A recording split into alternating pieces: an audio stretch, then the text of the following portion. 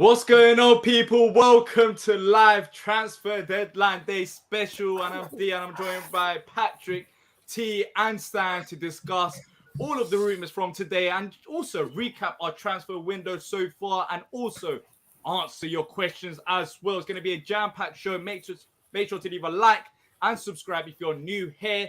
And let's get the show started.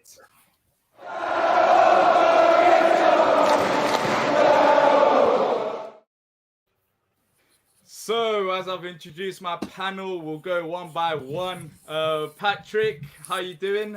Deadline day, we haven't made any signings so far. We're going to be here for about 2 hours talking about Palace. I don't know what we're going to talk about. I'm still expecting a bomb. I'm expecting a bomb of some type. But what have you made of deadline day? Deadline day for us has been the first part has been dead, but I'm not worried. I'm not worried about it. If we get signed and play, we sign and play. If we don't, we don't. I mean, there's nothing you can do about it. And honestly, we've made decent signings so far. Yes, we need to cut more players, but if we don't make it, we don't make it. I'm not going to go crazy over it. That's just football. So we'll see what happens. But hopefully, like you said, there'll be a. Hey, are you a basketball fan, D? You know I am.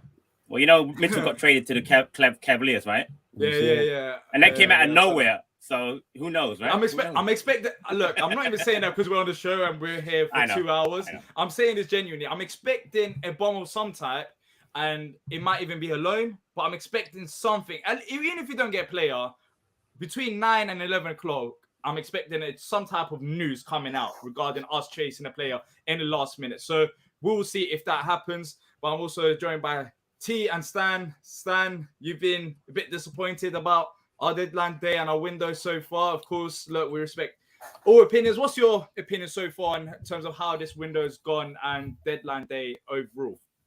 I think the window started very well, but I think the window's underwhelming, mate. I think Vieira has said in every single press conference that he needs players. It was plain for all to see on Tuesday night, and we've had X amount of time, which again, it doesn't look as if we're getting anything. I'm disappointed. Disappointed.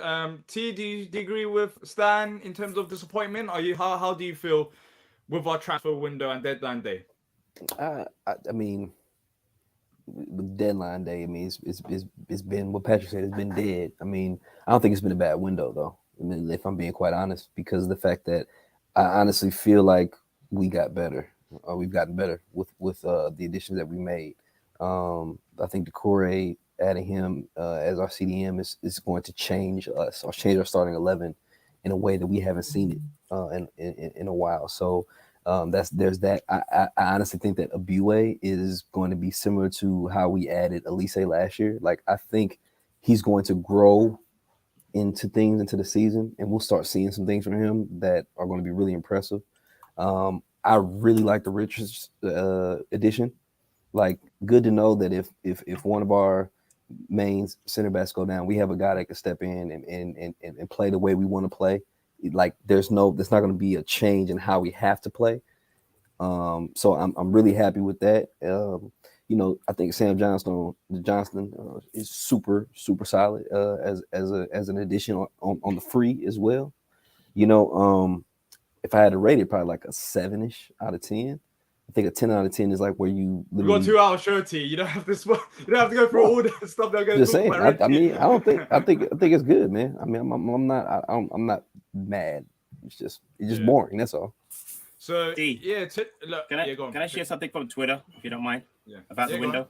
So I got to give credit. I was going to say it as if it was me, but it's not. So this is Pablo Rosario at P_Rose. It's like this: the Corey replaces the Kouyaté, improvement. Eze replaces Gallagher, improvement. Richards replaces Kelly, improvement. I say he's not better than Gallagher. Listen to what I just said.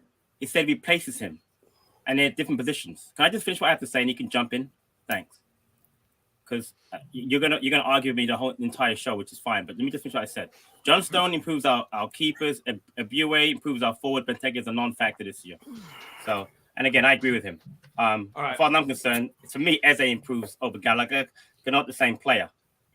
So look, I get the frustrations by some people, but the overreaction that I've seen today is beyond ridiculous. we've look, I don't know where to start in all honesty. So first and foremost, let's just start off with our transfer window since we've been promoted to Premier League. We've never really had a transfer window as we had last summer in terms of spending £70 million and spending £70 million on quality players that can grow within the club and grow us as a football club. And I understand there's going to be expectations based on that transfer window because people want us to go ahead and spend another £70 million. But first of all, I don't think we need to.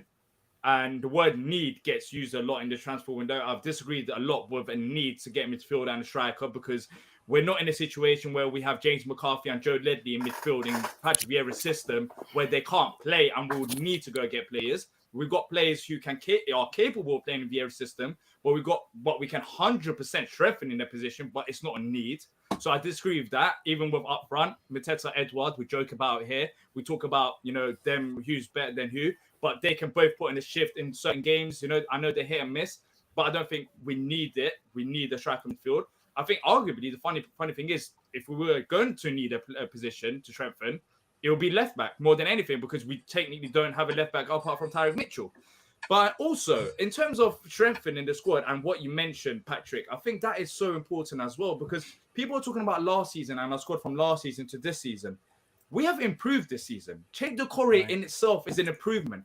And Crystal Palace Football Club, without selling its key core players, are not going to be able to have a window like we had last year because we are not Manchester United, we're not Chelsea, we're not them top big clubs. So what we have to do is have sensible business, which we've done so far. Elise, £8 million, that's sensible for me. Mark Gay, less than £25 million, that's sensible for me. Jurgen Madison, £15 million. Cheikh Doucouré, £20 million. And unfortunately, not every club and not every player is going to be fairly priced for us to go and get them. We have to find the right business at the right time. And so far in this window, if we haven't done that for midfield and up front, I'm not too fast. Of course, I would have liked another midfielder or striker, 100%. But I would rather get the right player that fits into the system than overpaying players. Because as you know, from overpaying players last, 5 windows or so, we were in a very sticky situation when Roy Hodgson left the football club in terms of having an aging squad of assets that you cannot sell for money. We got very lucky that the contracts ended as they did now. Right now, we don't need players. That's where my frustration stems from. We've had a good window so far. We could have 100% had a better one. I'm not denying that, but we've had a solid window. Sam Johnston, solid addition, as team mentioned. Doucouré to the starting 11, solid. Ebiwe, I think he can step up when needed. These are players that can step up. Chris Richards, he can step up. We've seen it against Liverpool away from him when he came on. Now, yes, we need players, but I don't think it's the end of the world. I would like to see a massive bomb before the window closes. But if it's someone that suits our style of play and someone that's in a price bracket, then I'm happy. And also, by the way, Stan, you mentioned this as well. You might talk about this. Just because Dougie Friedman and us as a football club haven't been linked with players since Flynn Downs, it doesn't mean that we haven't approached for players. Patrick Vieira has even spoke about this as well, and the club have. We're trying to get younger players in the right prices, and that is very hard to do. If we was going to go and get any other midfielder that doesn't suit our system, that's easy. We've done that in the past, but it hasn't worked out. So for me, if there is someone to trust, it's Dougie Friedman because he has proven himself. All of our business right now has tripled their prices. Elise doubled price for £8 million for Elise. You can sell him for at least £30 million right now. Mark Gay, you can sell him. Jurgen Madison, you can sell him. And this isn't one season. To be able to do that, you have to make sure you get the transfer approach right. But look, that's where I stand. I've said quite a bit. We'll be reading out some comments as well. But look, I just don't understand the frustration, guys. I understand the frustration, but I don't understand the panic. The panic bit kind of annoys me because I don't like. Who's panicking? Like, no one's panicking, mate. We're just saying that. Where do you want to finish? Where do we want to finish as a football club? Because at the moment, this team will finish 14th to 16th. That's where we're going to finish. Hold up. So have we weakened our? Sorry, Patrick. Let me ask. Have we weakened our squad? I don't think we've strengthened it. No. Have we weakened our squad? I don't think we've weakened it, but I think we've lost Benteke, we've lost Gallagher, we've lost Kouyaté, and the only player we've brought in realistically that walks straight into the starting 11 is Doucouré. The rest of them are squad players. Hold on. Gallagher wasn't our player. We didn't lose him. We loaned him. We went back on loan. How did we lose him? We didn't lose him. But I've not replaced him. No. Eze we didn't partly play last year. Now he's playing the entire season. That's not an improvement on the squad from last year. Is that not an improvement? Having Johnson as a backup, potentially first place team goalie, that's not an improvement on the team.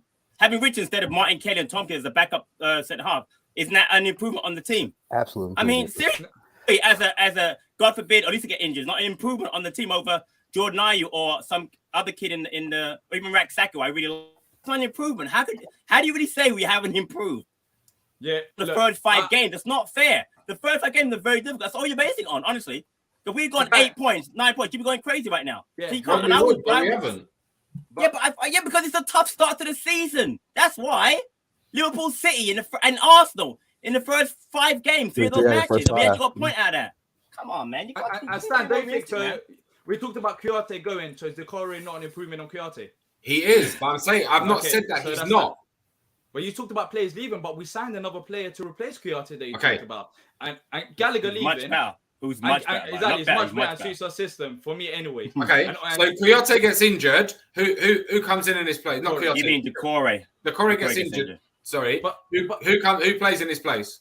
We probably have a problem. We had the same issue. We had the same issue last year. Thank you, bro. But we had the same thing. We can't have 2 players for every position. We're not a big club. We can't have 2 players for every position. It's not possible. It's not possible. We're Crystal Palace. You went by 20 new players like first. You can't do that. We don't work that way, Stan. We don't understand what against. We don't work that way. Let's look at it like we're in this. trouble. To give a bigger perspective to the situation, Arsenal right now they're trying to sign midfielders. Arsenal because Partey and O'Neill are both due to out. Injuries. Yeah, right. Liverpool are trying to sign players due to injuries. If Liverpool and Arsenal clubs if Liverpool and Arsenal are trying to sign Chelsea just midfield is decimated. A dude from Juve. They just signed 3 Zakari. They signed 3 midfielders already in the window. And also another thing. Another thing that I'll say is we're not cash. It's not like we got unlimited money. This is real life. Like we're not going to spend money. Yeah. So if we want to spend like last summer, Stan, what's the explanation to doing that? Because right now. My thought is without selling any of our key core players, which I wouldn't want to do to sign a Conor Gallagher or whatever player that you'd want. Listen, what do you go ahead and do? Look at Southampton's window. Look at the players that they've got. Look at the players that they've signed. Okay, so did Southampton have a similar window to us last season? Can't remember. Did they? They're really having Southampton's having a window like we had last year. Exactly. Exactly. That's that's a fact. I understand. Patrick is making a good point here as well. We're owned by 2 billionaires and Techstar. By being owned by 2 billionaires and Techstar, there's people in the chat saying that I'm right. So well, yeah, there's people that agree with you for sure. I don't think that it's not a black and white conversation. It's not like you're right and we're wrong. It's not exactly. It's not like we're right and you're wrong. But I'm just saying, you have to be realistic. You're not being realistic right now. That's what. I'm not saying go out and spend 70 million, but like I said, lost out on Flynn Downs, nothing. Like you've had probably even more than 6 weeks to go and find a replacement or bring someone in on loan. You need cover in that position. You haven't done it. Why did Flynn Downs not come to Palace? You know why he didn't come? Because he's a West Ham fan. So what are you supposed to do about that? What are you supposed to do? If you don't want to come, how do you get paid to come? I'm not saying that. No, you keep bringing him up though. You brought him up every time we have a discussion about a player we missed out. Because I'm saying he didn't want to come on him, but we've had no one to replace. We've gone after Gallagher. It's completely unrealistic. He's never come in here. Wan-Bissaka, Man United bought him for 50 million. They're not going to sell him to us for 10 mil. Like, come off it. It's nice. I said that. Okay, so who would have brought in? Who would have brought in as Conor Gallagher's replacement? Because I'm very intrigued on this because there's not that many players out there that fits our system as a number 8. So who would you have brought in, Stan? In terms of like, if it's that simple, who would have brought in? I'm saying it's that simple. I'm not the sporting director. The sporting director should have his scouts out there going, this guy's good. So how do you know they haven't? So how do you know they haven't done that? Yeah. How do you know they haven't been using those 6 weeks looking at guys and they just haven't found the deal that they want? And it hasn't worked out. Exactly right. How do you know? No one knows. Because one of the things that they've said from the beginning is that we're going to make deals, but we're going to make good deals that work for us. That means we're not going to be out there just buying up people like Nottingham have. We're actually going to be considerate about who we're doing, who we're looking at, and who we're looking at bringing in.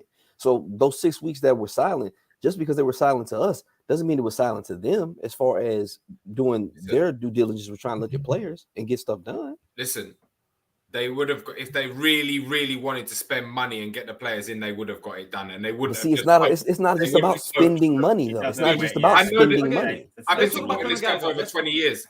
I can tell you, there's been in Premier League era probably 3 good windows, and the rest of it is fly by the seat of your pants, and that's what they've done this window. They've flown by the seat of their pants for the last 6 weeks. So when we were relegated in those 10 years, we get relegated. Doesn't matter. We're not progressing. Yes, it does matter. Yes, it does. Because before we did this, we were a yo-yo club.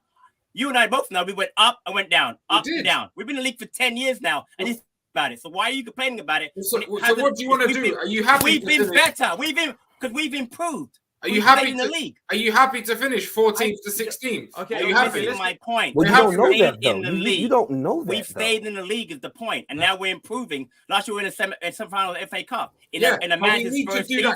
That's our improvement. Who says we're not? It's 5 games. It's 5 games. It's been 5 games. It's 5 games. Come on, man. Okay, let's go. No, let's go. Okay, so let's bring that down. So to your point of guys. So look, there's no point getting annoyed, bro. We're having a discussion here. Like, come on. So let's get in our chat. The points are ridiculous. You make the same points on Twitter. I'm gonna get upset because the points are just negative, man. I don't like it's negative. I'm just giving you my opinion. It's real. Okay. So you're talking about 14th, 16th. So we're gonna finish below last year. So if that's the case, so what makes you think that when we just went through it and we have Eze has taken Eze is not the same player. Eze is not the same player as Conor. And we're weaker in midfield, and who's going to score the goals? We've lost 8 goals because Conor Gallagher's gone back, and we haven't replaced him. We've lost 8 goals. Okay, so all right, so let's talk about midfield from last season. So this season we've got Doucouré, Eze, and Jeffrey Schlupp so far, right? Yeah. Versus last season Gallagher, and then this midfield we have is better than last year. Period. I'm not having that discussion. Not having that discussion. That's what I think as well. That's what I think as well. Because I feel like this midfield... Eze and Doucouré were better than Kouyaté, Gallagher, and whoever else is in there. Let's be honest. Come on, man. That's what you have to understand, bro. Like you're not taking into consideration the fact that the talent that Eze has, that he's coming back in with the first-class central defensive midfield that we have with Doucouré. You're stuck on one part of 3 players. When last year, for the most part, we had 2 below average players in our midfield 3. Not to mention the fact that also, let me finish. Not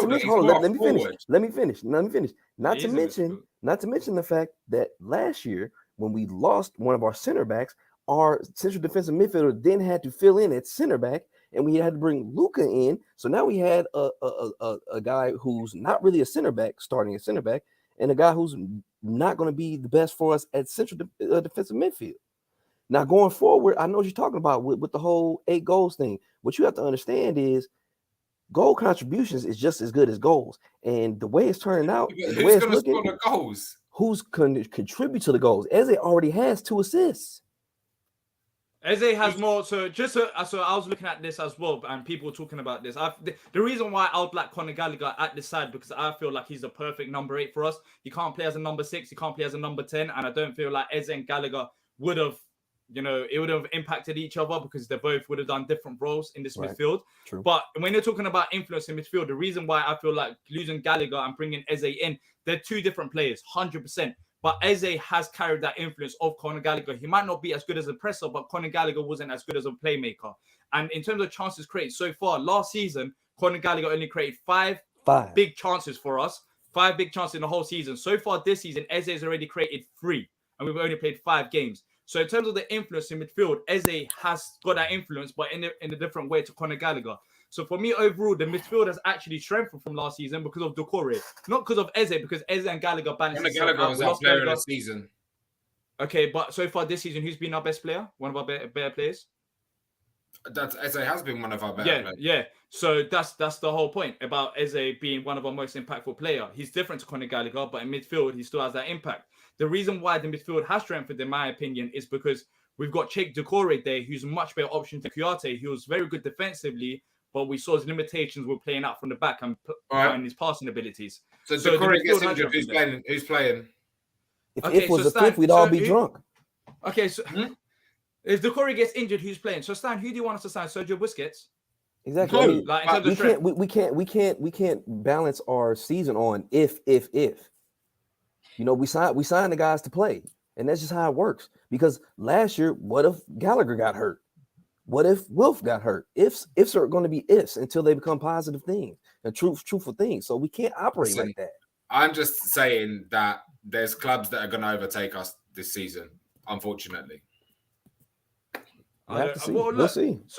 So far this season, we've actually made improvements as well in terms of, apart from the Arsenal game, getting a point from Anfield, that was an improvement from last season. Beating Aston Villa at home, that was an improvement. In fact, we went Manchester City away. This is why it doesn't worry me as much when you look at a bigger picture. We went Manchester City away without Elise and Wilfried Zaha, scored 2 goals. And if it wasn't for Haaland, we would have beat them as well. So when you're looking at like 14th, 16th, and potentially talking about relegation battle, because that's the numbers, that's where it's heading towards, I don't get where you're getting this idea from when the results so far this season has been great. And if we beat Brentford, I don't think many people will have this energy. Look, another player, Luka Milivojevic. We've been talking about him loads, right? We've been talking about him in the past, saying he's not good enough. But so far this season, when he has come off the bench, he has been decent. Maybe not in the Brentford game, but because in the Brentford game, for me personally, Patrick doesn't agree with me, for example. For me personally, that was on Patrick Vieira. You don't play Luka Milivojevic in the midfield 2 because he hasn't got the legs for that. And that's why he wasn't good. But apart from that, when he has come on in the midfield 3, Luka got on a solid shift. Now, when you talk about holding midfielder, if Decore gets injured, I mean, how many players do we need to sign? Because if Mark Gay gets injured, who's going to match Mark Gay? If Joachim Andersen gets injured, who's going to match him? We have depth there. You have Luka, you could step up, which will be, for some people, they wouldn't like that. But if it ain't Luka, it's trying to match that quality. It's very unrealistic to bring the players of similar quality as Decore that can step up. We have got depth there, but of course, it's not at the same level. That's how I see it. Well, even at a right wing, you know, Elise to Jordan Ayew. You got depth there, but Jordan Ayew ain't no Elise. I say with Ebioe as well, like, you know, we haven't seen much of him, man. We can't judge. Can't judge him. We haven't seen much of him. We'll see. But from what we've seen of him so far, has he not been very exciting? Because it was kind of similar. It was similar with Elise. He's exciting in a friendly, but if he was that good, he'd get some minutes off the bench already, wouldn't he? He would. So what happened last season with Elise when Elise wasn't playing? Wasn't Elise not good enough? No, Elise was injured. No, he wasn't injured. He was just off the bench. So we were thinking about the same. We were thinking about the same thing, though. We didn't know because with him being injured or him being on the bench, you don't know yet, right? Listen. And also we got Maka as well. Look, Maka, I don't use as a realistic option because he's always injured. But how many games you getting out of Maka? What, 3 games this season you get out of him? Probably 5. What about Hughes? Forgot he's on the team. He's there, but again. So you want to get better player than Hughes? It's just I don't know how you do that. I just we done. Look, Decore is a fantastic signing though. Decore is such a fantastic signing, and when we signed him, I think he's a great signing. Yeah, but how many Decores do you want? Like, how many midfielders can we get in the side? 20 million. What, you spend another 40, 60 million? And people talk about owners being billionaires. So what if they're billionaires? It doesn't mean that they have to put all their wealth in Crystal Palace because that's not a sustainable business model. We've got a business model. We're small Crystal Palace Football Club. This is the realities. We're not a big football club. The way that this is going to work, in fact, Stan, I'm telling you now, it's going to get much worse than this when we sell Mark Gahey and when we sell likes of Joachim Andersen, because we will have to sell them to progress as a football club. We will sell them for higher value. We'll sell them for a higher value than we've got them, and we'll go and get new players. This is the harsh reality. Otherwise, it's not sustainable. Right now, today, we could sign a midfielder. Signing a midfielder, I'm pretty sure it's not hard for the football club in itself. But it'll be a short-term fix. But in the long term, just like when we signed Sacco, it didn't work out. He's always out injured. We signed a lot of players in the short term where it fixed us. Patrick Van Aanholt, was it good in the long term? No. So far, Patrick Van Aanholt was pretty decent in the long term. Let's be realistic. Like he was a solid addition for a good couple of years. Like, come on. Maybe his last 6 months he wasn't great, but he was a solid addition for a good couple of years. So, cool. All right, I'll bring out the clips for that because I'm pretty sure you're not like you wasn't on this. You wasn't saying this when he was here. Like you wasn't. I said last 6 months he wasn't great, but his last 6 months. But look, Stan, I honestly understand we need to get more players. I understand that, but you can't compare us to other football clubs because we don't have Southampton owners or other owners. We have our own business model. It's like comparing, I don't know, Tesco and Aldi and Asda. They all have their own strategies. They all work their own way. We have our own strategy. And you know what? So far, it has worked. And as a positive, so far this season under Patrick Vieira, we've been looking up rather than down. So that's progress in itself. Because we've been in the Premier League for about 10 years. And every single season in the Premier League was always looking to stay up. Never progression. People forget that. I don't get why people forget that we were yo-yo club until this cycle. We would never ever stay more than 1 year in the Premier League. But all of a sudden now we're there for 10 years. Now you expect us to finish top 10 in our year because everybody does that, Stan, right? I mean, it's easy. Now we've been around for 10 years now. Let's become, Man City or Leicester or whoever top. That's not how it works, man. It takes time. And wait, let me finish. This is only his second year in Premier League. We want to give him a little bit of time too. So it's unfair for me. I see people in the chat saying, Stan's right. That's fine. But the point is, like I said, I've been a fan longer than most. My point is that the 10 years we've been, our 10th year now, we have to understand it's a process, and I'm trying to trust the process. I could throw Vieira under the bus easy, Parrish under the bus easy. I could throw Doug in the bus. That's the easy way out. People want to go do it in the chat and on Twitter. Go ahead. That's fine. For me, I'm going to be patient because I'm very happy with the 10-year progress. Yes, I had to go further. Who would not want to win the FA Cup, get to your finish top 10? But I understand it's still going to be a process, and we're not there yet. So why get upset and why make comments about Parrish and Dougie not doing their jobs and we're going to get injuries? I don't get that. To me, the negativity doesn't work for me. Yeah, we literally had the best window in the football club's history last summer. But go ahead. And it's not going to be... And I don't think... I'm not throwing anyone under the bus. I'm just asking why have they not done, on the face of it, what they should have done? I'm not throwing anyone under the bus. I'm just asking the question.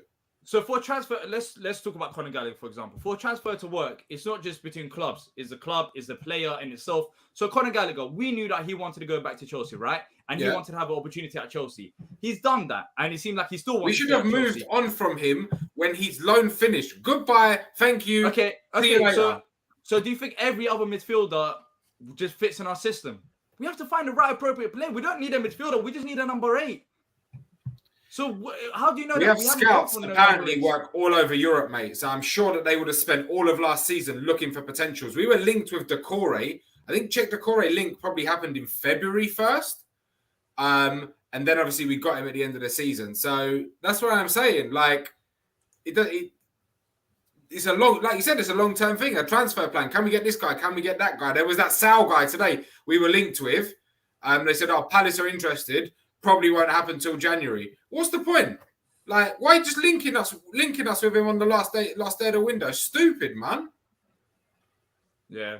Look, I understand. Maybe you want a business in terms of like faster, but I just think it's not as simple as I think. And you know what? Yeah, we should finish top 10. We've been in this for 10 freaking seasons. We should try and finish in the top 10. We should try and go on another cup run. Brighton can bloody do it. So, West Ham can do it. So why can't we do it? Okay, so we've regressed as a West football Ham club, a bigger club than we are, for one. No. Brighton aren't necessarily, but West Ham a bigger club. They've got more money. They have a free stadium. Exactly. So I'm saying, so again, let's compare us to someone more realistic. Yeah, I would agree with Brighton, but again, we had discussion last see how Brighton the year ahead of us, right? Because of their manager, right? I think about a year ahead of us. So it's a little bit hard to compare us to Potter and Brighton because Potter's been in the extra year. He's a very good manager, and they have a plan. They had a great football, some great players. Why can't we just trust the process and wait? Why do we have to worry about what Brighton's doing or what West Ham are doing?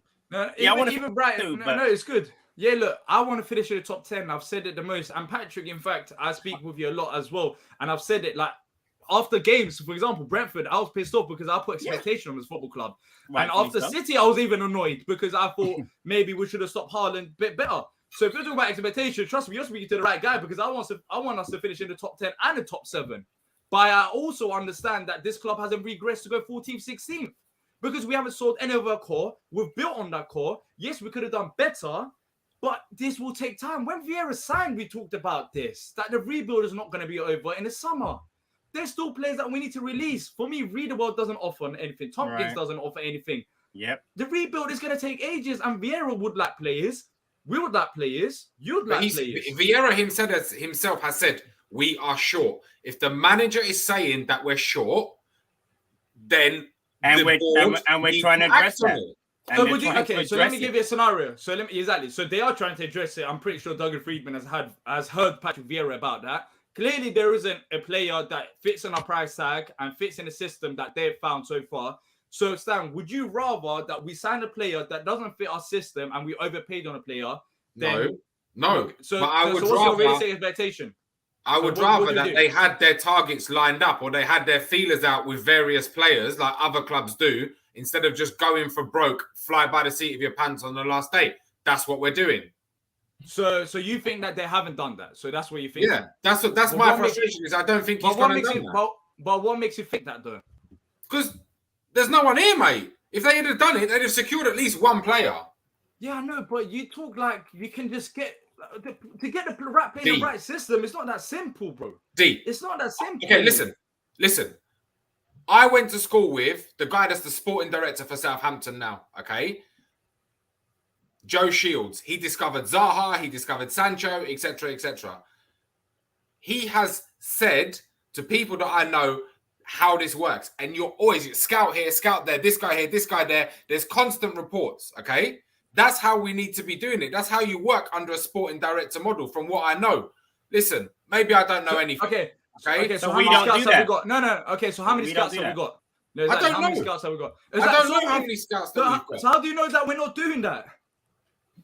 Because there's no players coming through the door, mate. That's why in the past 6 weeks. Since last summer, are you saying that Doug Friedman and the management have been a fail in terms of transfers? No, I'm not saying that at all. So why don't you have any faith in them in terms of make sure they get the right business? If they don't feel like we've got a midfielder out there that's available right now to go and get that player, then they're not going to get what I'm saying is you don't trust them when all the eggs in one basket.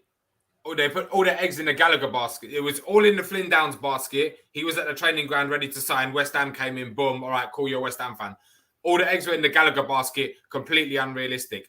And then for an attacking player, all the eggs were in the Ismail Assar basket. We've been chasing him for the past 10 years. He don't want to come.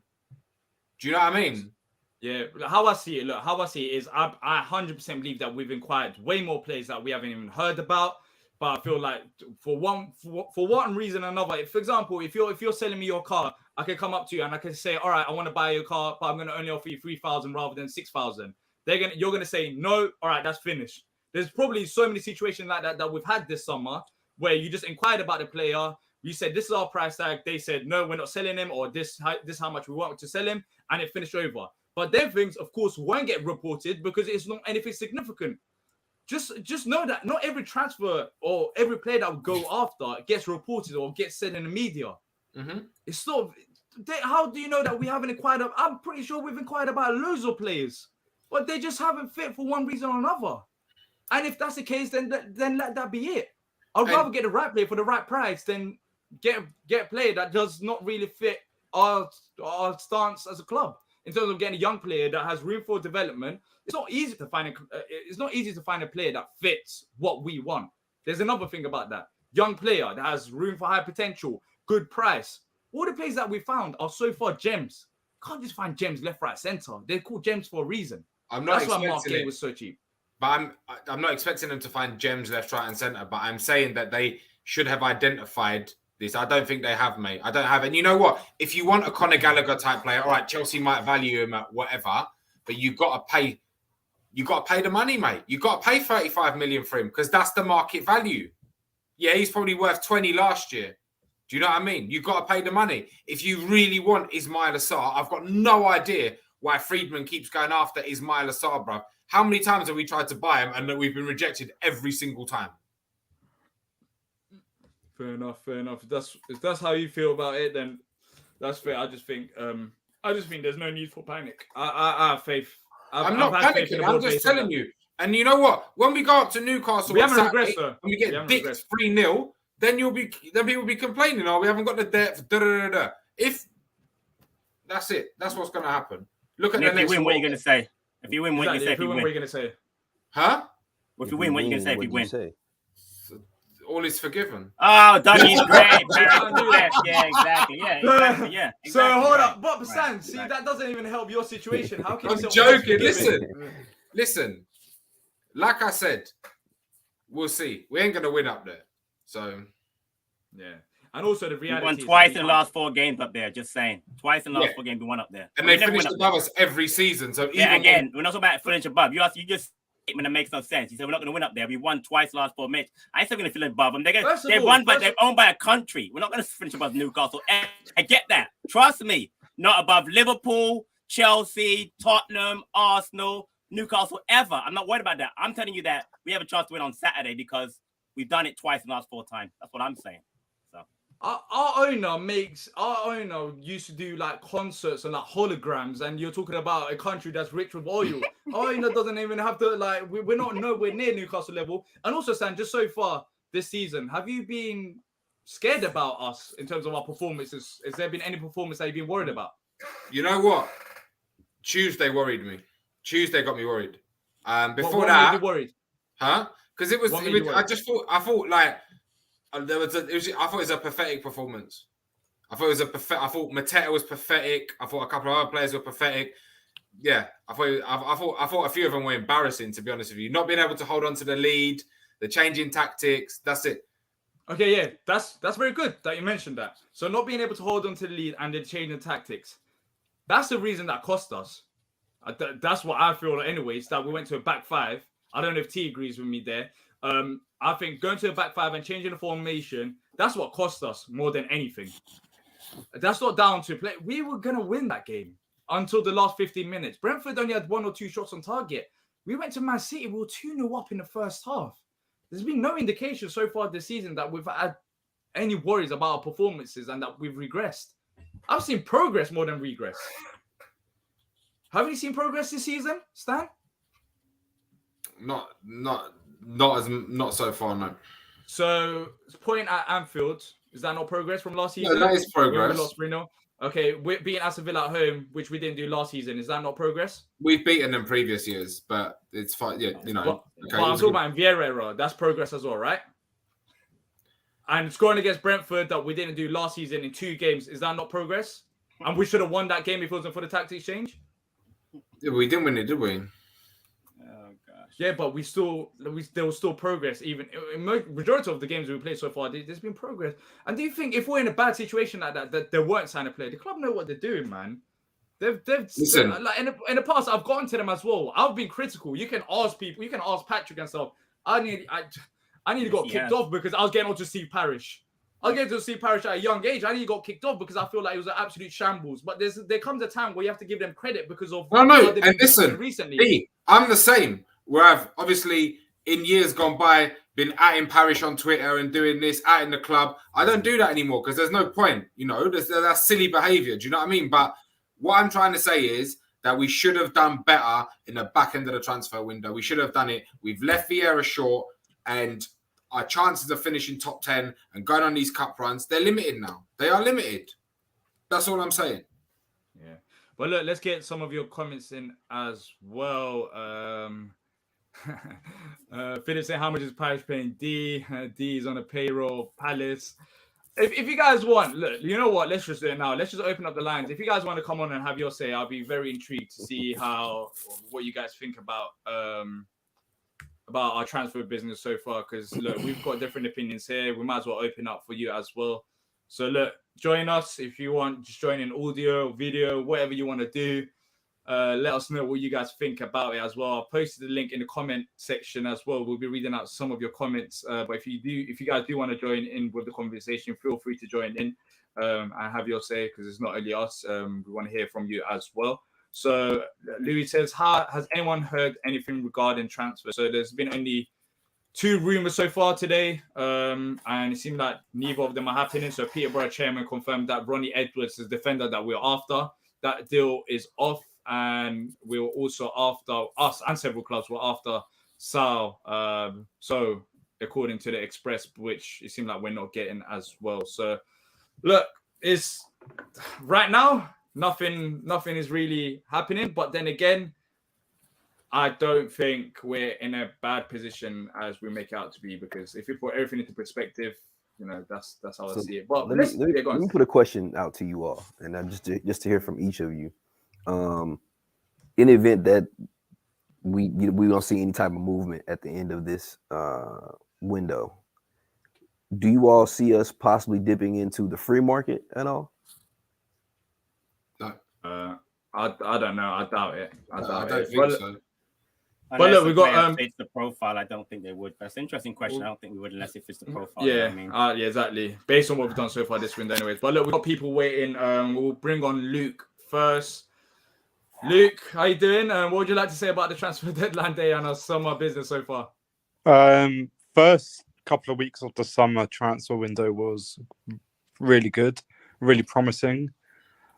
Towards the end, it's been disappointing. I wish we got a few more bodies in, like a forward who can play either wing or can play up front, or just a guy to get in like a Gallagher replacement. Not saying Gallagher, just someone who can fit that role, that replacement in that role. But I mean, we just got to be patient with the players that we got, really, like Iboe, Doucouré, and Sam Johnson in net, and Richards as well. We've got to be patient with these guys. You just never know. They might turn out to be real superstars, or they might turn out to be flops.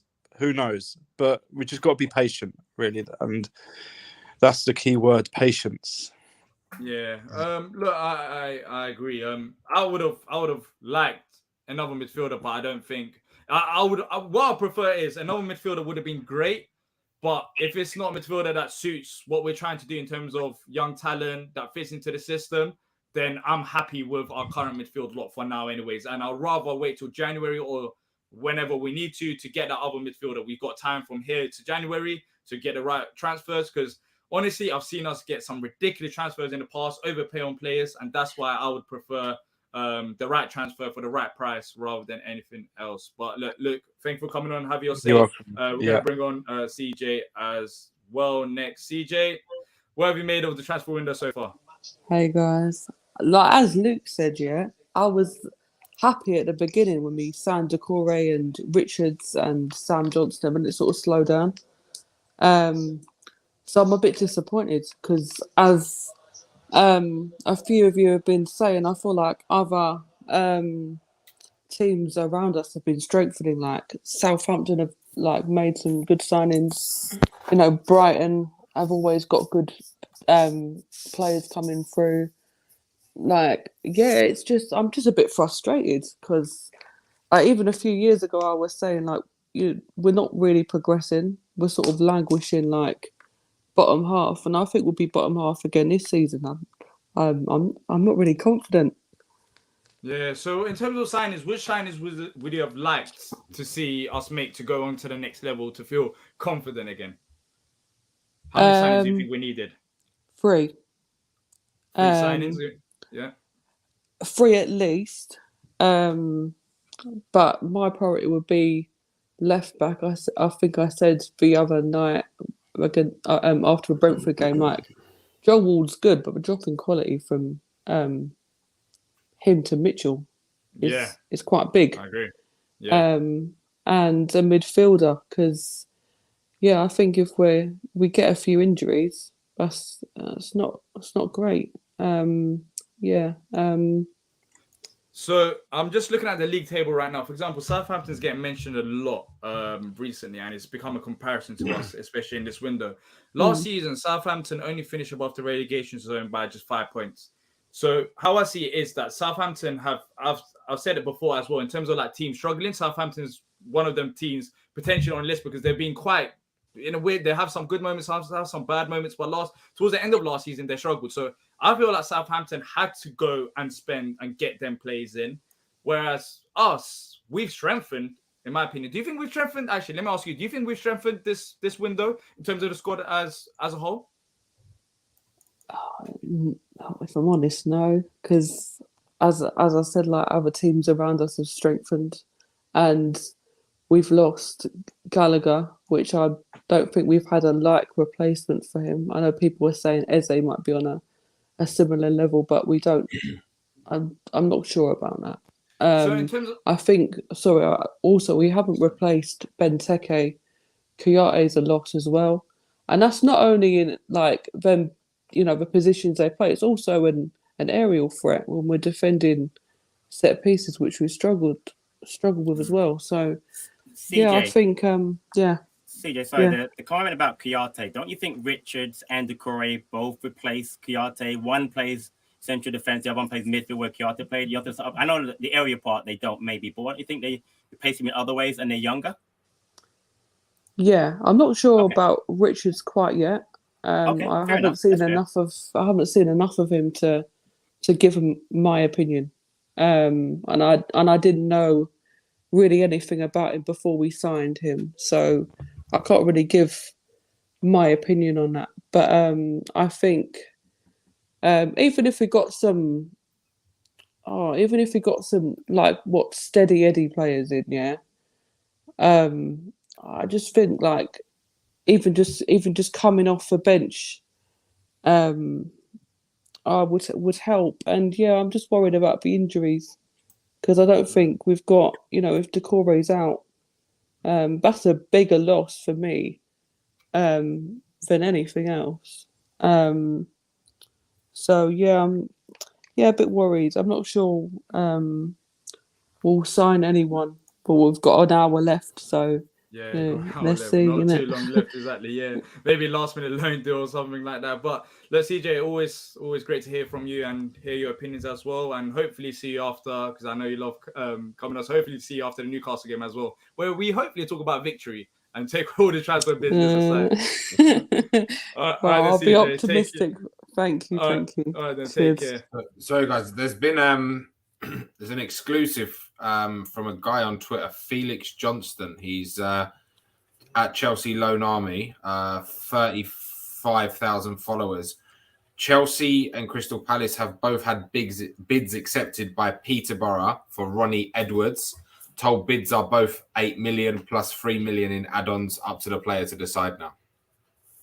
Okay, that's weird because the owner of Peterborough, or the chairman of Peterborough, said that was off. So anyway, let's weird, just keep an eye after him. Yeah. Huh? It's a Chelsea are after him. Mm-hmm. Yeah, Chelsea been after him as well, but I don't know if he'll go. It would be kind of silly for him to go to Chelsea because you know how they are. Didn't they signed? Oh, that's weird. That's weird. I mean, that's interesting that Chelsea's in. Yeah, look, let's bring on Ambrose. It might be Darren Ambrose. Ambrose. Oh please, Darren Ambrose. Sorry to disappoint. Go ahead. What would you like to say about the transfer window? Fake it, Dazza. Fake it. Yeah, exactly. Fake it. You're the fake numbers. I would say going into the window, right back was the glaring area to improve. Okay. If we're trying to play Vieira ball, high possession, I think we need, wing backs that can advance the ball or come from the ball. Ward has been probably the greatest servant to the club out of everyone on the roster in recent years, besides maybe Wolf. So besides Wolf. So of course want him to be part of the club and get playing time, but realistically, like, he's not the long-term option going forward if we're trying to play Vieira ball. So sure, I would say that was the big area, but I think Doucouré is a brilliant signing, an incredible signing. We need someone in midfield who could do the same thing, progress the ball. He's that active on defense, good ball winner. But I think realistically we needed another midfield signing. And I think what Gallagher, I don't know if we would be able to expect the same goal return from Gallagher realistically. So that's not so much the worry. The worry with Gallagher is the energy, the pressing. Yeah. Which I don't think Eze can replace. But Eze, I think, in terms of creativity and goal threat, I don't think there's going to be the drop off that other people are worried about. Yeah, I think it's more about the pressing. I want to hear your thoughts on this as well. For me, I 100% agree. I don't think Eze replaces the pressing side of things. And that's where we can improve in terms of getting another midfielder. But don't you think Eze offers something different to Conor Gallagher, and it kind of balances out in a way, because Gallagher couldn't do the playmaking side of things as well, Completely. whereas Eze could do that. Completely. And I think people don't quite understand the profile of Gallagher. If you look at some of the more advanced stats, he's not someone who he's actually not a good ball progressor at all. Like that's not his role. Right. And the goal threat was incredible last year. It was essential. But I don't know if that's something you can actually expect from him year in, year out. Is he going to be a guy that can get you 10 Premier League goals every year? Like, realistically, probably not. Like, the goal threat is great, but is it any greater than Eze's? I don't think so.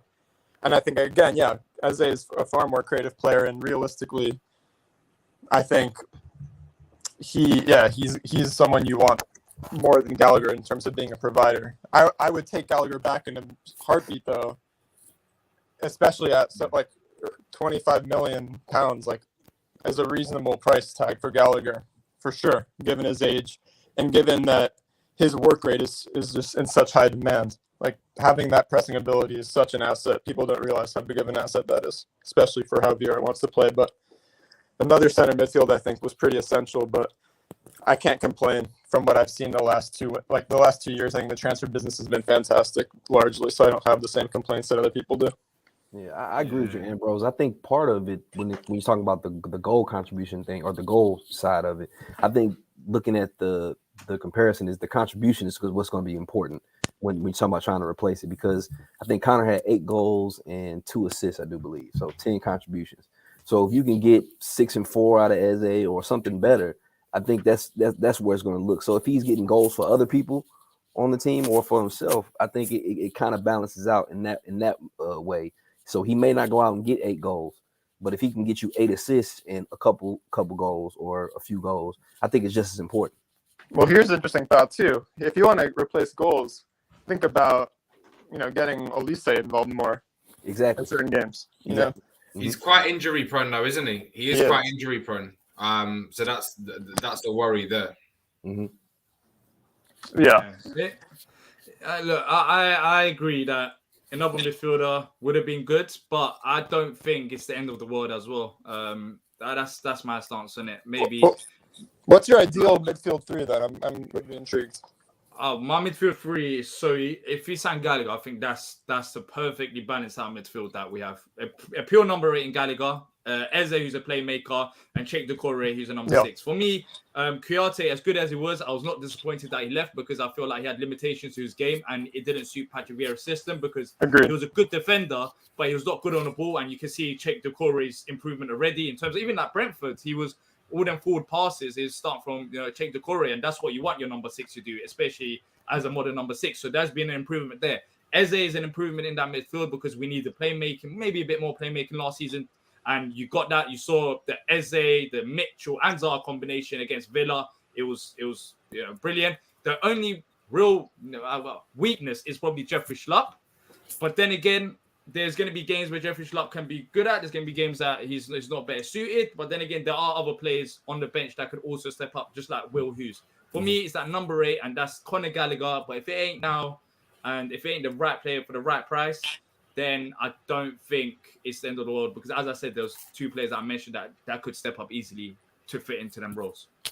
Yeah, that's my concern. I like Schlupp. I think he's actually underrated. I think he has a unique skill set, but I just don't think he'd get into my ideal midfield 3 if we're trying to push for a top 10 place. Yeah, fair enough, fair comment. Because I think we can improve it there for now. But if there isn't any players that fit into that category for now as a football club, like in terms of we don't spend ridiculous money and overpay on a player, then I'm also happy with him staying in midfield for now, because I realize that it will take time. When we sign Patrick Vieira and the amount of players that we have to get rid of and bring in, without selling our core, I think it will take time. Unless you sold Wilfried Zaha, then it'll be much easier to go and get them quality players, or Mark Gay or Elise. But if you don't want to sell them, I think it gets a bit more difficult to go and spend and bring in them. Can I ask a question? Yeah. Why do we seem to be the only club in this league that adheres to FFP? Like Southampton, spend money. Leeds, spend money. Brighton, spend money. Palace, every season, we've got to do this, we've got to do that. Like, what's going on? Do you know what I mean? Like, I'm genuinely asking, like, why are other clubs not feeling the pinch the same as we are? But they are, Stan. Remember you talk about Everton in the chat. Aren't Everton subjected right now to FFP? Yeah, but they're a bunch of idiots. You just said, why is anybody else? I just gave you a team. That you always talk about Everton. They get subject to it. I'm telling you now, Arsenal's being looked at right now for FFP. Oh, really? Too. Yeah. Oh, really? Okay. Well, I wonder if the club is still scarred from like Benteke and Sacco. Oh, massive, probably. I would If I agree think with they that. you gotta don't think- want that to happen again. And you got to think, man, if you're not, if as a smaller club, if you're not really adhering to those things, if you get hit with those penalties, that could mean you're going to get relegated. Like that's the right. that is the, you know what I'm saying? Sure. So like For some of sure. the bigger clubs, like you know, in a sense, Everton may not necessarily be relegation bound if they got hit real hard, but us that could be the difference between us being and up also- and being down. And also, we've known this as a football club as well. Just overspending on players and bringing in players in terms of spending big, it doesn't mean that's going to guarantee success. So far, we haven't spent big, and we've brought in quality players, as I mentioned throughout the show, at least £8 million. We don't even have to talk about FFP. We've seen it with Everton. They forget about FFP. They've overspent on players, brought in a load of players, big names that hasn't worked out. Yeah, they're impacted by FFP, but the biggest cause there for Everton right now and why they're struggling is because they haven't had a direction. So if we have a direction and if we have a value and a system in terms of how we want to buy players, and it has been working so far, then why, you don't want to be like Everton. You don't even want to talk about FFP. I'm not saying I want to be like Everton, but I'm seeing like Leeds buy big players. I'm seeing Dan, your But answer's Leeds right there on sold the screen. players, but let us stand. Look at that. By the way, that's my son, but he's right. Part of the reason with FFP is that we haven't made any proper money on Excel recently. That's why you don't get some to FFP. If you don't sell players, there's no FFP issues. One was like, what, 2 seasons ago? Balassi 3 seasons ago? Those are biggest sales. We don't sell players, so you can't get some to FFP. So I do think that's right what I'm back saying. would have been Yeah, a place to spend, though. say again? What was that? I do think right back would have been an obvious place to spend, just given Ward's age. So I agree. I totally agree. Nothing crazy, but I mean, if we find some decent value in the market, which we've been great at doing, we got Ducora. Serginho Dest. How about Serginho Dest? where's he gone? If we AC Milan. He went to Milan. if we want to play a loan. 5 in the back, then maybe actually. But I have reservations He's a about the wing 5 back. in the Yeah, back. he's a wing back. I have questions about the 5 in the back, given our personnel. We don't have the personnel for it. You're right about that. We can't do it every time, but we can do it. Yeah, against City, on against occasion. Liverpool. But we definitely can't do it against 38 matches a season because we're gonna get killed. Because you're right, Ambrose. We just don't have the wing backs to play it. I mean, Yeah, and it's that's really an issue. frustrating Yeah, it is. to see. But again, someone it's the playing wing back. process that I think the VAR trying to work his way through. You know what I mean? By the He way, wants to Stan, go- you mentioned sorry, Patrick, to cut you off. I'm just looking Okay. at transfer activity in the last 5 years. You mentioned Leeds. Leeds have made 2 million this year. We've spent 26 million. So we've actually spent 28 million more than Leeds. They sold Rafa. Exactly, Yeah. but yeah. And they, So and you they talked sold about one bringing in other person players. too, didn't they? Yeah, you talk about bringing in players for Leeds, for example. They've made Southampton. They've only spent 25 more million than us. But then again, Southampton have. Let me see if Southampton have never spent 77 million in one window, which we did last Which window. we did last year. Southampton too last many season made facts. 50 Too million. many facts, man. Don't let the facts get away with a good argument. Seriously. No, but that's what. Look, but when it's good that we talk about these because it seemed like when we're talking about. No, but when I'm we're talking about genuinely Palace- asking the question. Yeah, but Southampton made 50 million last year. They spent 50 million this year. So if you're looking at, they had 50 million from the previous year that they carried on to this year. Like you said, we flip flop with them basically in a lot of ways. They're having the year that we had last year. We spent and then sold. Exactly right.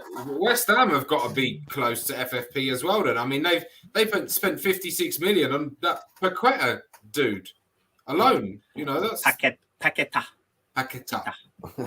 Yeah, but West Ham got new investors. I don't know exactly who they are, but that foreign investor, the one who came in, came in last year. Exactly right. So Yeah, West Ham have had deep a pockets. change in. Yeah, so West Ham have had new And they're going to end up investors. selling. They're going to end up selling probably next year too. Guys like Lanzini are probably going to go. Fornals is probably going to go. So they'll probably end up selling next year. Ben Rama. Mm-hmm. They've got to sell Declan Rice. Yeah, They should have sold them already. That's a great point. Should have taken that money and ran with it. I got to hop off here, fellas. All right, cool. Hey, team, man. Take care, man. Y'all be easy, Congrats man. again. Take care, buddy. And also, look, we're talking about West Ham selling players. Majority of these clubs, they plan for the future. So they know that Rice is going to go, for example. If Rice is going to go, that's going to balance out in the end. West Ham so far this window, the net spend, I'm looking now, 147 million. How much is Declan Rice worth? Yeah, how much is Declan Rice worth?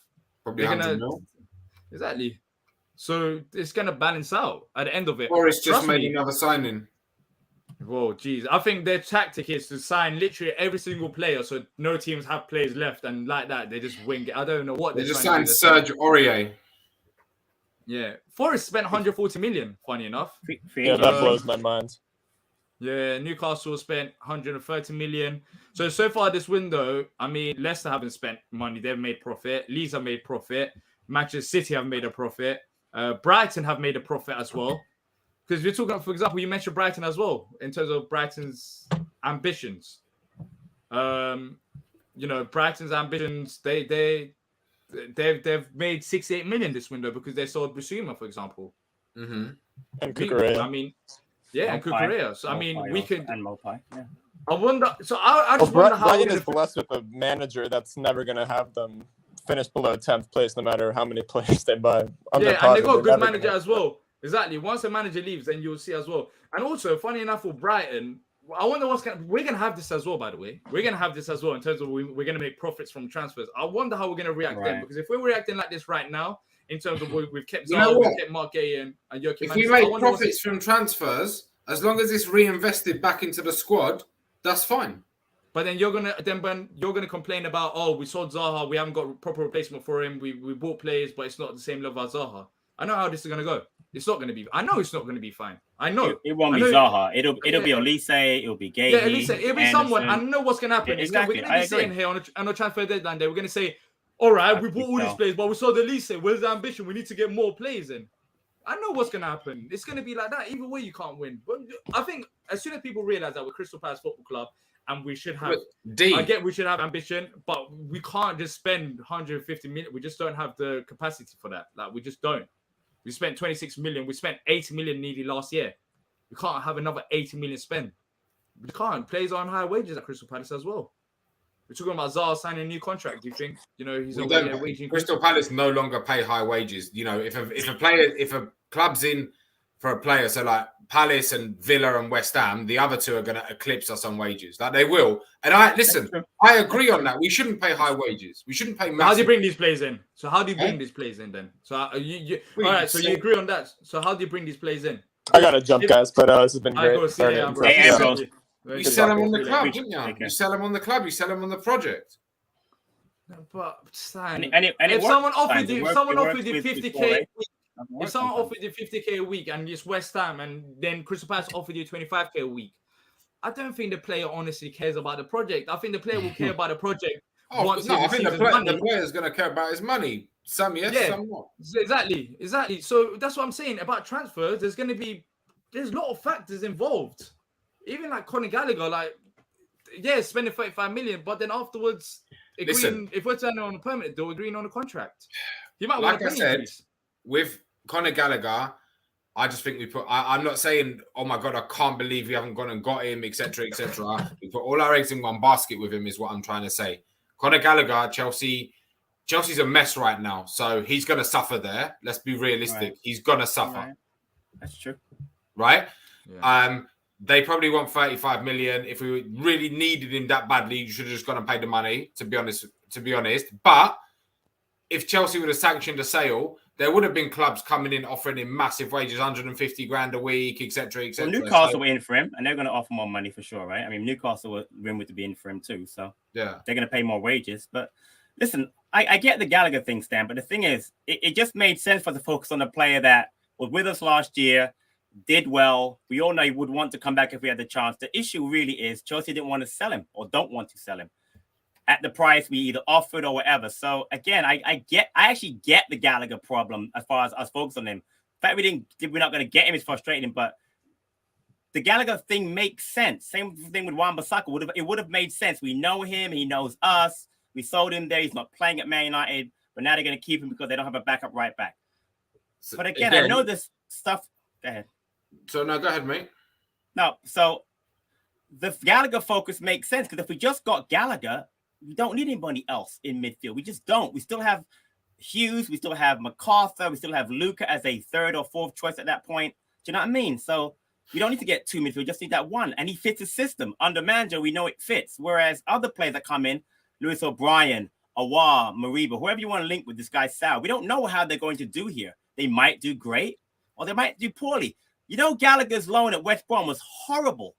It was but he was playing in a terrible team. He was playing under Sam Allardyce. Right, But I think, yeah. But you make that's my point though. Let's say we got a player. Let's say Awar comes in, and for him, he could have a terrible time here. That's my point. But with Gallagher, I'm saying we knew he would fit. Do you know what I mean? As opposed to anybody we get, don't matter who you want to name a midfielder, name any midfielder you want. We're not guaranteed going to fit in our system, and that's why I think we focused on Gallagher as opposed to putting out any players. I'm sure, like Dee said, we've had feelers out there for some players. We don't know who, but not as many because we probably figured we could get Gallagher back, and it's backfired. I mean, I agree with you on it backfired. But what are you going to do? And also, look, just to prove that spending money ain't great. It ain't great. Spending money is fantastic for the fans, but it doesn't guarantee success. Yeah. Exactly. Fulham spent nearly £200 million so far since 18-19 season. They've made some very good signings. They're a good team. Yeah, but I'm talking about in general. So you know how much? Okay, Stan, you know how much Fulham has spent this window? Only 31 million. They spent 200 million. You know how they spent 200 million? Because they spent 100 million pound in 18-19 where they got relegated, where it just looked like it was just shambolic. It didn't work for them. They've only spent 31 million now because even they've realized. Look at Everton. The situation at Everton spent ridiculous. They spent in total over the last 5 years. They spent nearly 200 million pounds, and they're fighting relegation because they spent money and overpaid on players. They've gone out and spent on players. What have they spent this window?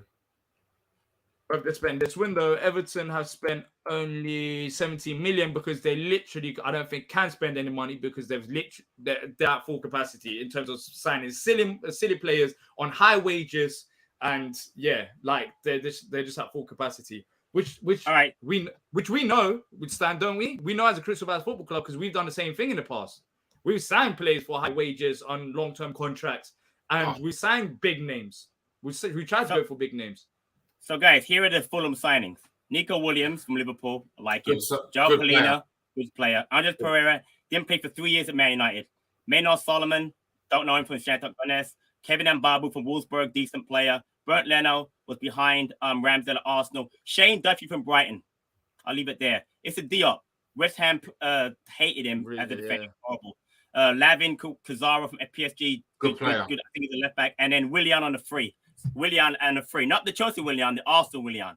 So I meant 4 or 5 of them are decent stamp. I wouldn't say that entire 10 players is a great window. 4 or 5 of them, though, I think are good players. I wouldn't say they've had a good start to the season as well. Again, they didn't play Arsenal, Liverpool, Man City. They played Liverpool. They played Liverpool. I said all 5. I'm saying the same exact thing. I'm not saying that they didn't play hard teams. They played Liverpool. That was a great game, by the way.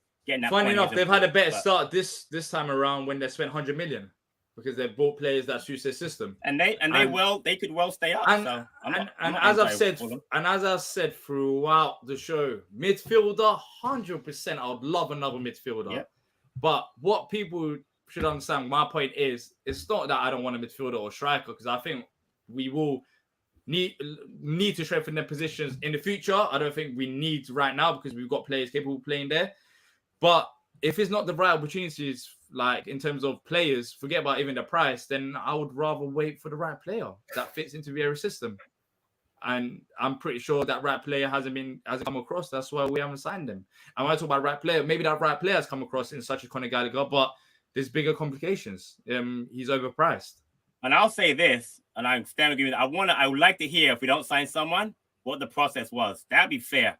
I want to hear from someone that talks about, well, we went after this player. You don't have to name the players, but I want to hear someone come out and say that, we tried blah, blah, as opposed to just going silent. They probably will go silent, but from that standpoint, it'd be nice to know that we went after X, Y, and Z player and it didn't work out, as opposed to, like I said, the window passes, we've signed no one on deadline day. We have signed player, but not on deadline day, and then get to know the process. Whether that happens or not, who knows? We used to have Parrish on the back of Nest. That was great. Remember that, D? He come onto the podcast live and he talked to us, but those days are gone, man. It's unfortunate. Having him talk would be great. Neil, in terms of it might be too late to wait for this player. Too late for what? Are you guys thinking relegation? Like, what are you guys thinking about? I don't think we're getting relegated. I just think it's a frustrating thing that we did so well last season, and this is the time when you can go, all right, cool, bang, have a 50 million window, and you could really, really hit top 10 and establish yourself in there, and we haven't done it. That's my frustration. Okay. So where do you get our money from? Because we can right now. You know what? We can get accounts, the club's accounts. I'm pretty sure they've been published. We can get the club's accounts and we can go through them. Like, where do we get this money from? We're talking about money that we don't.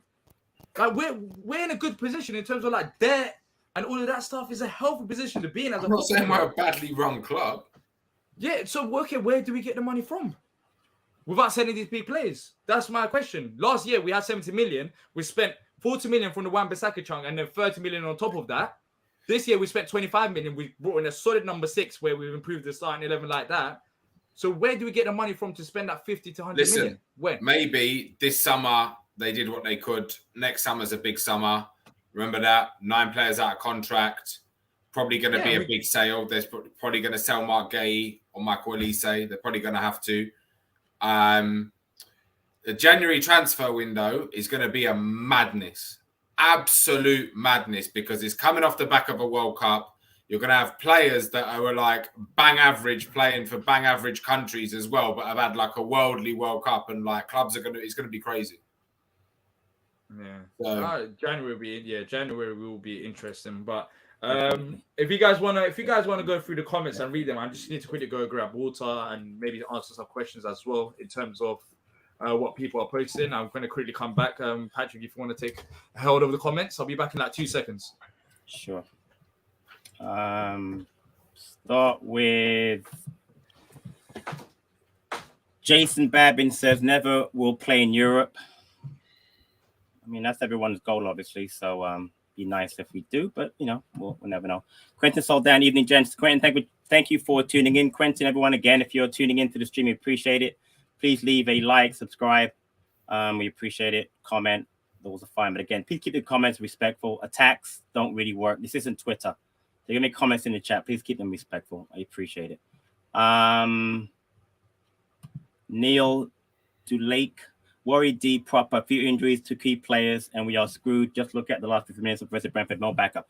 I agree with that, Neil. I'm sure Stan does too. But the thing is, everyone has injuries. Liverpool have injuries now. Man City have injuries now. Newcastle have injuries now. Every team has injuries. So again, it's part of the game. So I get that you're worried about injuries. We certainly, but you can't manage a club or a squad based on injuries because it happens. But I agree with you. If injuries happen, we're in big trouble. But again, I don't think you could really. Go ahead. Sorry, Patrick. I was listening to that as well whilst I was going downstairs. My headphones were still in, and few injuries to key players. We're screwed. Look at Liverpool right now. They're screwed. Key injuries to key players. End of the day, they're key players. They're key players for a reason. If you have injuries to key players in any team, they're going to be screwed. Because unless you're Manchester City, but where you built a squad so well that your key players, you have key players all over the pitch. Even like Pep Guardiola can come on and have like 45 minutes at this rate. So Arsenal, they're in a similar position right now. They've lost their central midfield. They're both holding midfield. Yeah, exactly. Key players.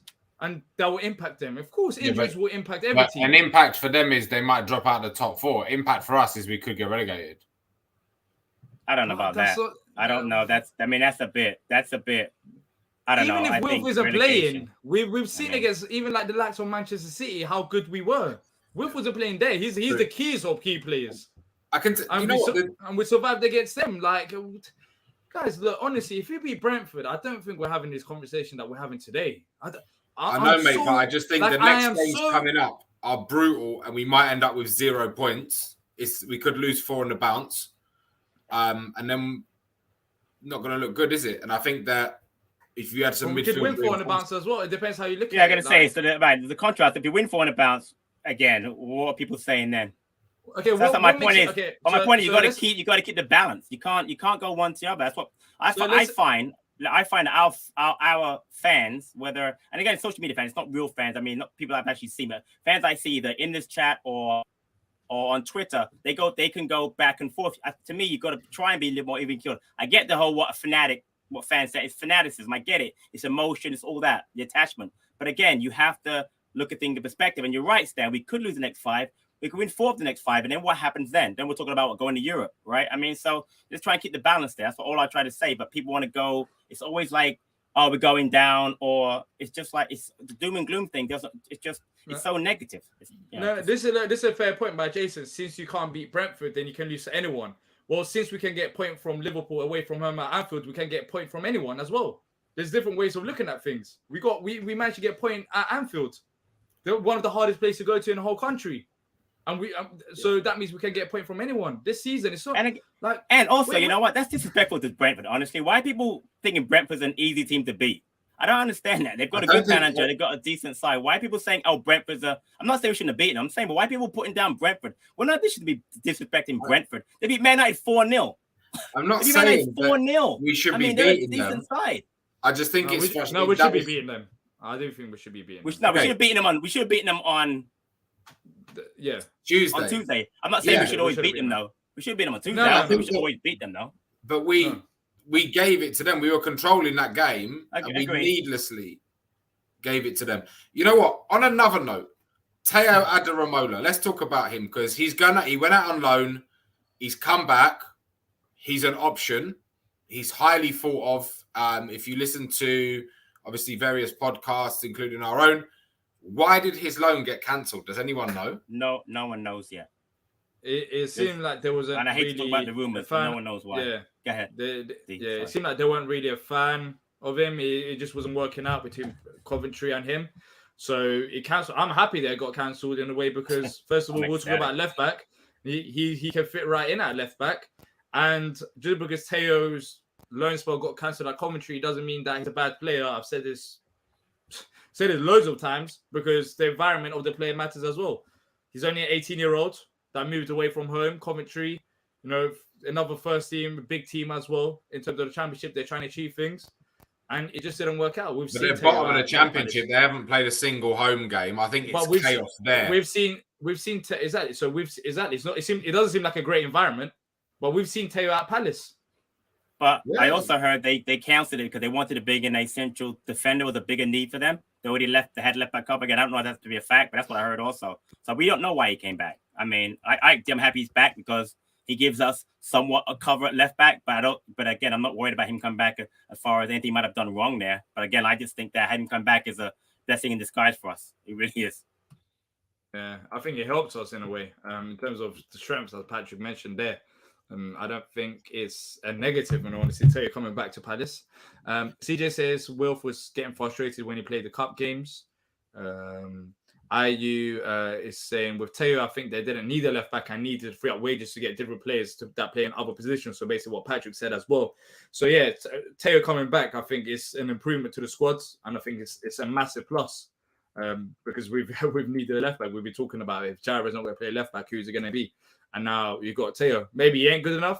Cool. But I'd rather see it. And there's no point of him being at Coventry if he's not going to play as well. He might as well develop his game at Palace. But Quinton says we need the live outside the training ground with a big microphone. Look for the latest CBFC scoop. Should do it. Should do it one year, man. Should do it. 100%. Yeah. Maybe in future windows. But it would have been massively boring today because absolutely no one coming in. I would have just stood there for no reason. Mark is saying we have to trust the process, and I think it goes down to that. And the reason I'm saying trust the process is not for the sake of saying trust the process, but they're proving themselves, in a window so far since Patrick Vieira's come in. I think we've done good as a squad. We've got decent players. We've built on it this window as well. Maybe not to the degree that some people wanted, but we have still strengthened the squad, in my personal opinion. Decore is a strength. But, it's going to take time. It is going to take time because this club is in a very bad position 3 years ago. Very bad. And I don't know if you agree with that, Stan, but 3 to 4 years ago, we had no direction. And it will take a while to come out of that. I think there was that transfer window when we signed James McCarthy.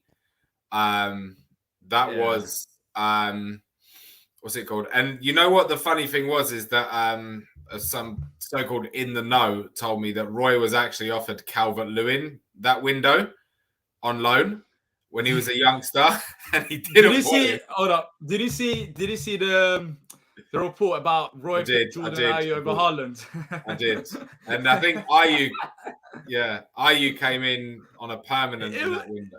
It was much worse. I'm telling you, when you look at stuff, some of the players that we got instead of other players, like our recruitment was awful. Absolutely awful. We picked Jordan Ayew over Haaland. No, D. So D. I got that from a friend on Twitter. That it was a joke. That wasn't true. I thought I made that clear. It was a joke. I mean, it's funny, but it wasn't true. Was it an actual joke though? It was a joke. Yeah, I looked it up. I researched. It never happened. To be but fair, it does sound funny. It sounds realistic the way that our transfer window. Of course it does, going, because like, of course it does, right. I needed Jordan a joke Ayew yesterday, so I over put that out there on Twitter. So I apologize if you guys. But it is a joke, exactly. Yeah, well, you got me with that anyway, so it has worked. Sorry. But Seek says it's going to take 3 to 4 years to transfer Europe. Yeah, it could take a while. It could take a while, especially with how we're doing right now. I don't think with huge investment, I think that shortens. But if we don't have the money and if we're going with a sensible approach, then yeah, it could take a while. But then again, if in 3-4 years we're talking about Europe, rather than in the last 8 or 9 years we've been talking about relegation all the time, I can wait. 9 years we focus on relegation. I can in 3-4 years if we're talking about Europe, then I'm happy with that. There's nothing wrong with that. 9 years focus on relegation. What are you talking about? So in 9 years, did you think we showed any ambition to progress as a football club in terms of focus on the top 10 and like top 7? I think there were times when we did. Yeah. I think that cup final season, we did. Yeah. I think we did. Yeah, definitely. I think the wheels really came off like quite badly, but we did. The Stoke after the Stoke game. Yeah, exactly. So you're right. That was the 1 year I think we progressed, but after that it went all downhill. It went downhill under him, and obviously under. And plus, that wasn't even sustainable in itself, anyways. Like the ball, and then obviously we were 5th at Christmas. That 2015, 2016, we were 5th at Christmas. We had one of the worst years the next year. It doesn't matter. We had Kabay running the midfield. By the calendar year, we had one of the worst years as a whole. We were terrible. Club. We were terrible. We were so lucky to stay up. I don't know how we stayed up, but it was terrible. So do you know how we stayed up? Because the club bailed us out. The board bailed us out, mate. This season, last season when I was looking at it, that's the most sustainable that I've seen us in terms of actually pushing on, because we played good football. We got unlucky not to win games rather than we got lucky to actually get points out of games. And it was pretty much sustainable throughout the season. We went to FA Cup semi-final, and then after the FA Cup semi-final, we weren't that great. But it was still the most sustainable that I've seen us in terms of pushing up and looking up. And also look at the players that we've got. They're quality young players. I haven't seen this in a very long time in terms of quality young players who have room for potential rather than just experience. We had Gary Cahill and all these players like 35 You know what? years old. But Gary Cahill was a Rolls Royce centre back. When he came in, like the first 6 months of the season, he was decent, bro. He was. He wasn't a long-term prospect, but he was probably what we needed at the time. Yeah. You know? And funny enough, look, when we're talking about players, Arsenal have been trying to get a new midfielder, right? We're talking about Arsenal that are first in the league and Arsenal that are a bigger club than us. In terms of Douglas Luiz, Aston Villa said £40 million. Arsenal said, no, we're going to offer you 25 million or 30 million. You know what happened? Arsenal didn't get a player. Do you think Arsenal fans right now are going crazy? I don't think so, because they've had a solid start. But at the end of the top of the league. Yeah, but at the end of the day, Stan, they're top of the league. Even they're not overspending on players. Because they know it's not a sustainable business model. Every football club that does that, it doesn't work out good. They're top of the league. If someone is going to overspend right now, it should be Arsenal Football Club. If the club wants Douglas Luiz, they should have spent £50 million. I agree. And technically got him. But he's not worth 50 million quid, is he? Just okay. So our targets are not worth some of what other clubs put on them, like in terms of price tag. Arsenal not getting like. They're not getting it. If a club's meant to overspend on a player, it should be Arsenal. They're literally top of the league. They've got great momentum going. But even they're not. And plus, they've got injury concerns. They're in a very shitty situation in midfield. They've got only 2 midfielders left. And they're not overspending. Why? Because they've overspent in the past on stupid players.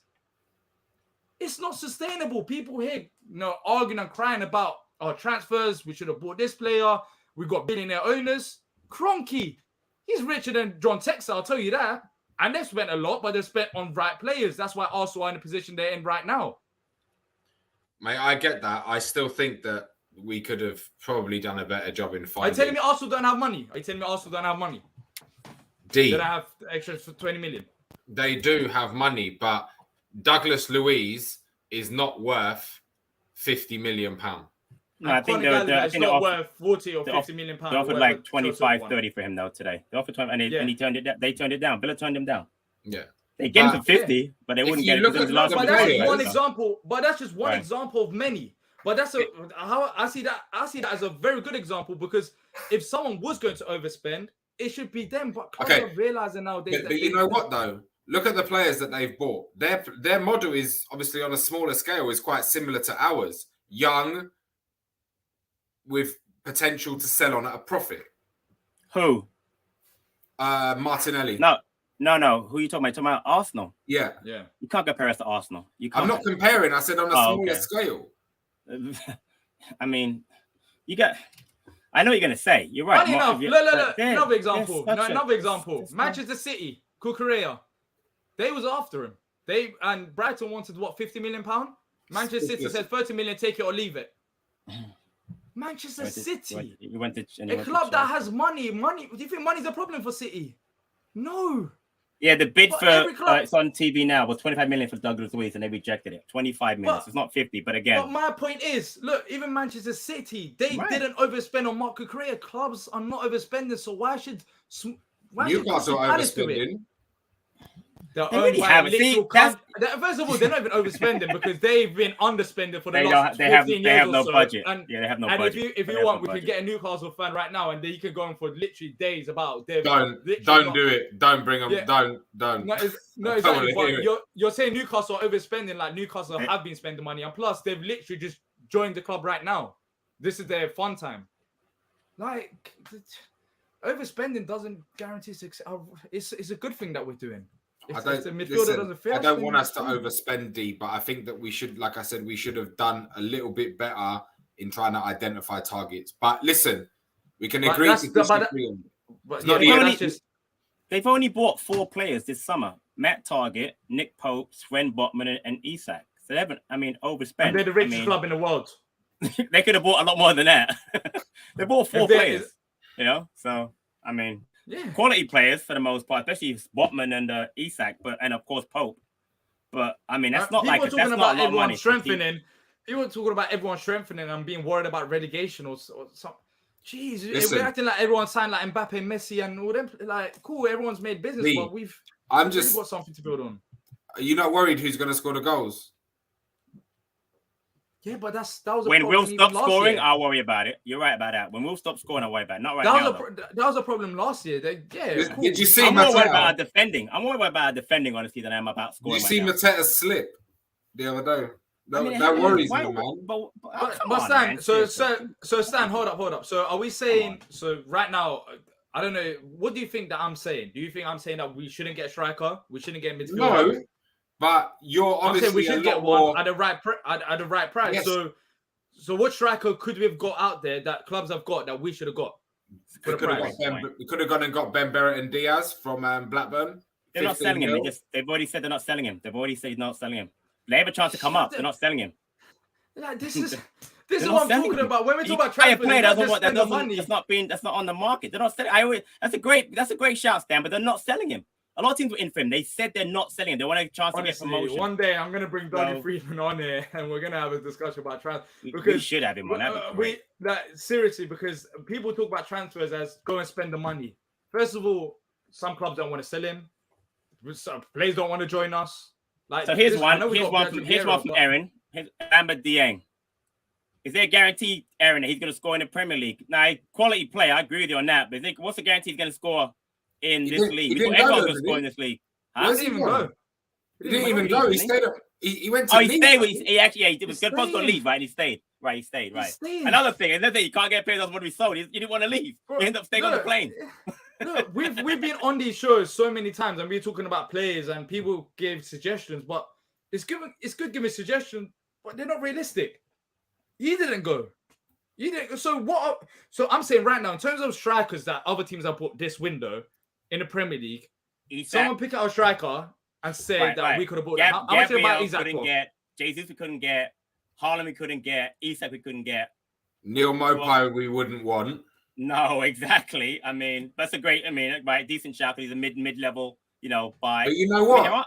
He can score goals in the Premier League. He's Brighton, don't get me wrong, and they're never selling to us. Let's not even talk about it. Richarlison wasn't coming to us. 60 million wasn't coming for us. You know what I mean? I'm just going down the teams who got strikers. Or sold strikers. The Shamaka for West Ham.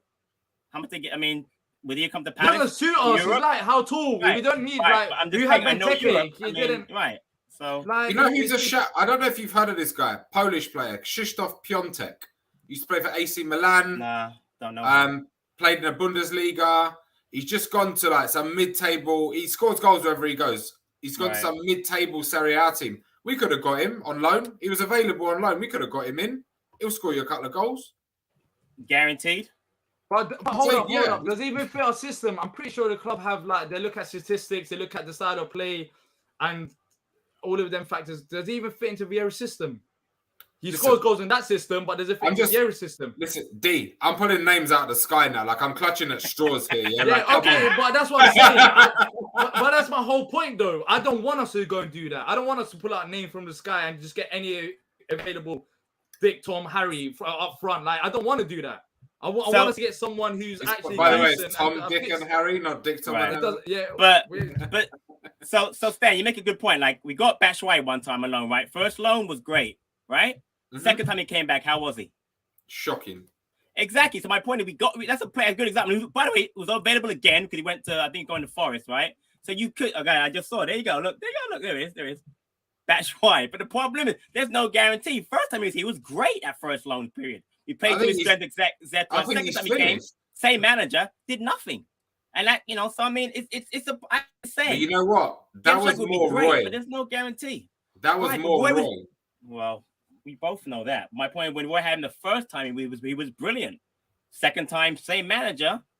So again, what's to make sure he can play in our system under then a more open system. To me, he's not like Edward, honestly. He really is. And I don't know. And also, if we're talking about, so let's people are talking about teams that strengthen. Let's actually look at this as well. We've got half an hour left. I don't think we're signing absolutely anybody. There's no rumors left. So no might as well look at it. It's over. Oh shit! Yeah. Bamba Dieng fails Nice medical. Oh, really? Oh boy! Wow, is that on the really? Sky Sports. That's big. Sky Sports. Yeah. I'm watching it now. I didn't see it. Dan James went to Fulham. I just got it on the feed. Oh, okay. I mean, again, you can't. If a guy fails the medical, can't do nothing about that, can you? I mean, that's big though. Wow. Yeah. Nice is getting some players in, boy. They were really going for it, man.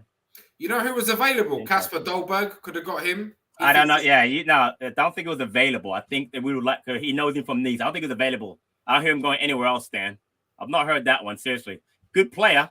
He's gone. He's gone. He knows him. Where did he go? He's gone from Nice. He went. Where did he go? On a free or on a loan? He's on loan. He's on loan. Yeah, on loan to Sevilla. Hold up. He went on loan to Sevilla. He's not gonna I know we're bigging up our club, but it's Sevilla. Are they Champions League or are they Europa League? They're definitely one of the other. Sevilla's a big club. He went to Sevilla Europa League almost every other year. Yeah, I mean they got a Champions League game against Manchester City coming up. Oh, Champions League. Okay, the Champions League. Yeah, I mean you can't. I don't think a relegation. Yeah, I mean a mid-table battle versus Champions League. It's gonna be hard to convince him. Even though he played Luz Vieira, he played under him. So, but that's what I'm saying. That's not a bad shout though. I didn't realize he had left. I didn't realize he had left Nice. That's interesting. Okay. Yeah, he left Nice for a Champions League club. Yeah, I mean, it's not like he went to West Ham. It's Conference League. Look. I mean, split still playing European football. That's what we aspire to, Conference League one day. So, yeah. But look, of course, there's names out there that we could have potentially got. But Jason says, no way Patrick Vieira hangs around with these type of summer windows. Squad depth is terrible. Backups are not. Apparently, quality. Is that your burner account, Stan? Yeah. Jason, I love you, mate, but that sounds like Stan's burner. No, come on, not even. Yeah, you got. Let me see your phone. Check your phone by your hand. I guarantee your burner account. Okay, just checking. Hey, look, and when Jason says these type of summer windows, we've had one of the best summer window last year. Last year was really good. It was our best window. in my personal opinion, since we got promoted to the Premier League. So apart from this summer window, which I don't think is that bad because we still brought in players, but maybe not enough starting 11 players. But yeah, fair enough. Neil says Ross Barkley's definitely worth a go. That would be no, he's on massive money. That's what I'm saying, though. Well, no, it wouldn't be anymore, right? Because he was released. So I mean, we could I know, right? A different contract. I'm not for him either. But... He's 28 years old. He hasn't been playing since he left Everton. He hasn't been doing anything. It's just does he even fit us? So where does Ross Barkley play? He's not number 8, is he? The 10, right? He's behind he's more of a 10. He's more of a 10. He's a good player, but I don't think he's what. Anyway, what I heard was that he was when he was at Chelsea. Be careful. Be careful. He was just saying, just don't say anything. You know what I mean? Go ahead. He what's it called? Like he was constantly like back in Liverpool. Like any day off that he was back in Liverpool. So got ya. Yeah. Okay. I mean, we need another Lombardo style signing. Love that guy, says David. Joshua says Barkley doesn't make any sense. He plays the same role as Eze. I agree as well on that. Patrick says short on striker, short on midfield, and right back since May. Come on, man. So Patrick, who would you want? So who would you have liked to get? Short on right back, short on midfield, short on striker. Who would you have preferred to get? It's interesting to see because I want to see who and how much we would have spent in terms of Patrick. Come on the show. Let's hear your points. You came on last year. You put a lot of stuff in the chat. So come on. The link is there. The link is there. Whoever wants to join, they can join, man. Let us know exactly. Come on, man, because I'm not disagreeing with you, but that's a lot. You're asking for a lot of players there. And again, I would say you're probably right in all three. But again, you said since May. All right. I mean, come on, let's talk about it because I'm not sure. It says if we get injuries in midfield, do we switch to 5 at the back? Interesting point. I don't know. But why are we so negative about injuries? Like, it's like we haven't even had. Right now, it's fine. We haven't even had injuries. Like, I get if we get injuries, but that's why you have to be lucky to have a successful season in the Premier League. Injuries plays a big part of that. If we get injuries, if a lot of teams get injuries, they get screwed up. Even also right now, they need midfielders.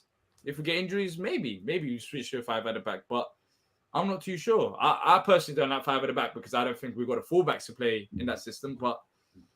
But it'll be interesting to see what Patrick Vieira does. I'll put a name out there that I honestly think we could have signed, but I don't know much about him as far as where exactly he plays. He just went to Everton, and that's James Garner. Because he's young, he was here with Middlesbrough, but I don't know exactly. I don't know if he's a defensive midfielder, an 8. I don't know how he plays. I just know people talk about him. He's a good player. I honestly never watched Barrow play last year. I know Stan watches him, or you know him, D, but and he went for 15 million. So it's not like he went for a lot of money. It's not a lot of money, Patrick. But in terms of what we're trying to do, develop players and sell them on for higher price. Right. He's got a 20% release sell on. Sell on clause. So sell on clause. So they get the money back if 25%. So there's still incentive there. Maybe we don't want to do that because we're trying to sell them on for higher price. You know what? You know who the biggest surprise is though, club wise? Leicester, like they, yep. Imagine how they feel. They're in the relegation zone, haven't signed any players, and we're out here. They signed someone today. They signed a defender today. Who is? Oh, jeez, come on. They've been in a very messy situation. No, I'm just saying they signed someone. They signed someone today, though. They just signed a defender to replace. They lost today. Transfer window closed in 21 minutes. By the way, they lost today against Manchester United. They got 1 point in 5 games, but we're acting like every single team has improved, and we're the only team that hasn't improved. Aston Villa. Rogers called out the board. Rogers called out the board today. He said he hasn't been backed in the transfer market. He made the exact words, Stan. He said, "With the greatest respect, we have not had the help in the transfer market this year." He's gone. He's gone after next loss. I guarantee. Don't we pay them soon or no? We don't pay them soon, right? We pay him in November. Aaron says the cost-effective way to solve this problem is Tayo and Mitchell alternate left back, Klein and Wood alternate right back, our centre mid for 30 mil done. So our 30 mil. First of all, is he available? Are Liam going to accept? Yeah, is he going to? Are they going to accept 30 mil? Second of all, I don't know if people have noticed this, but every single player that we've got so far, they're not their ability only, but their mentality has fit the football club in terms of they're hungry, they want more success, they're eager to push on with their careers, and they know that they could use Palace as a stepping stone, even though that might be controversial to some.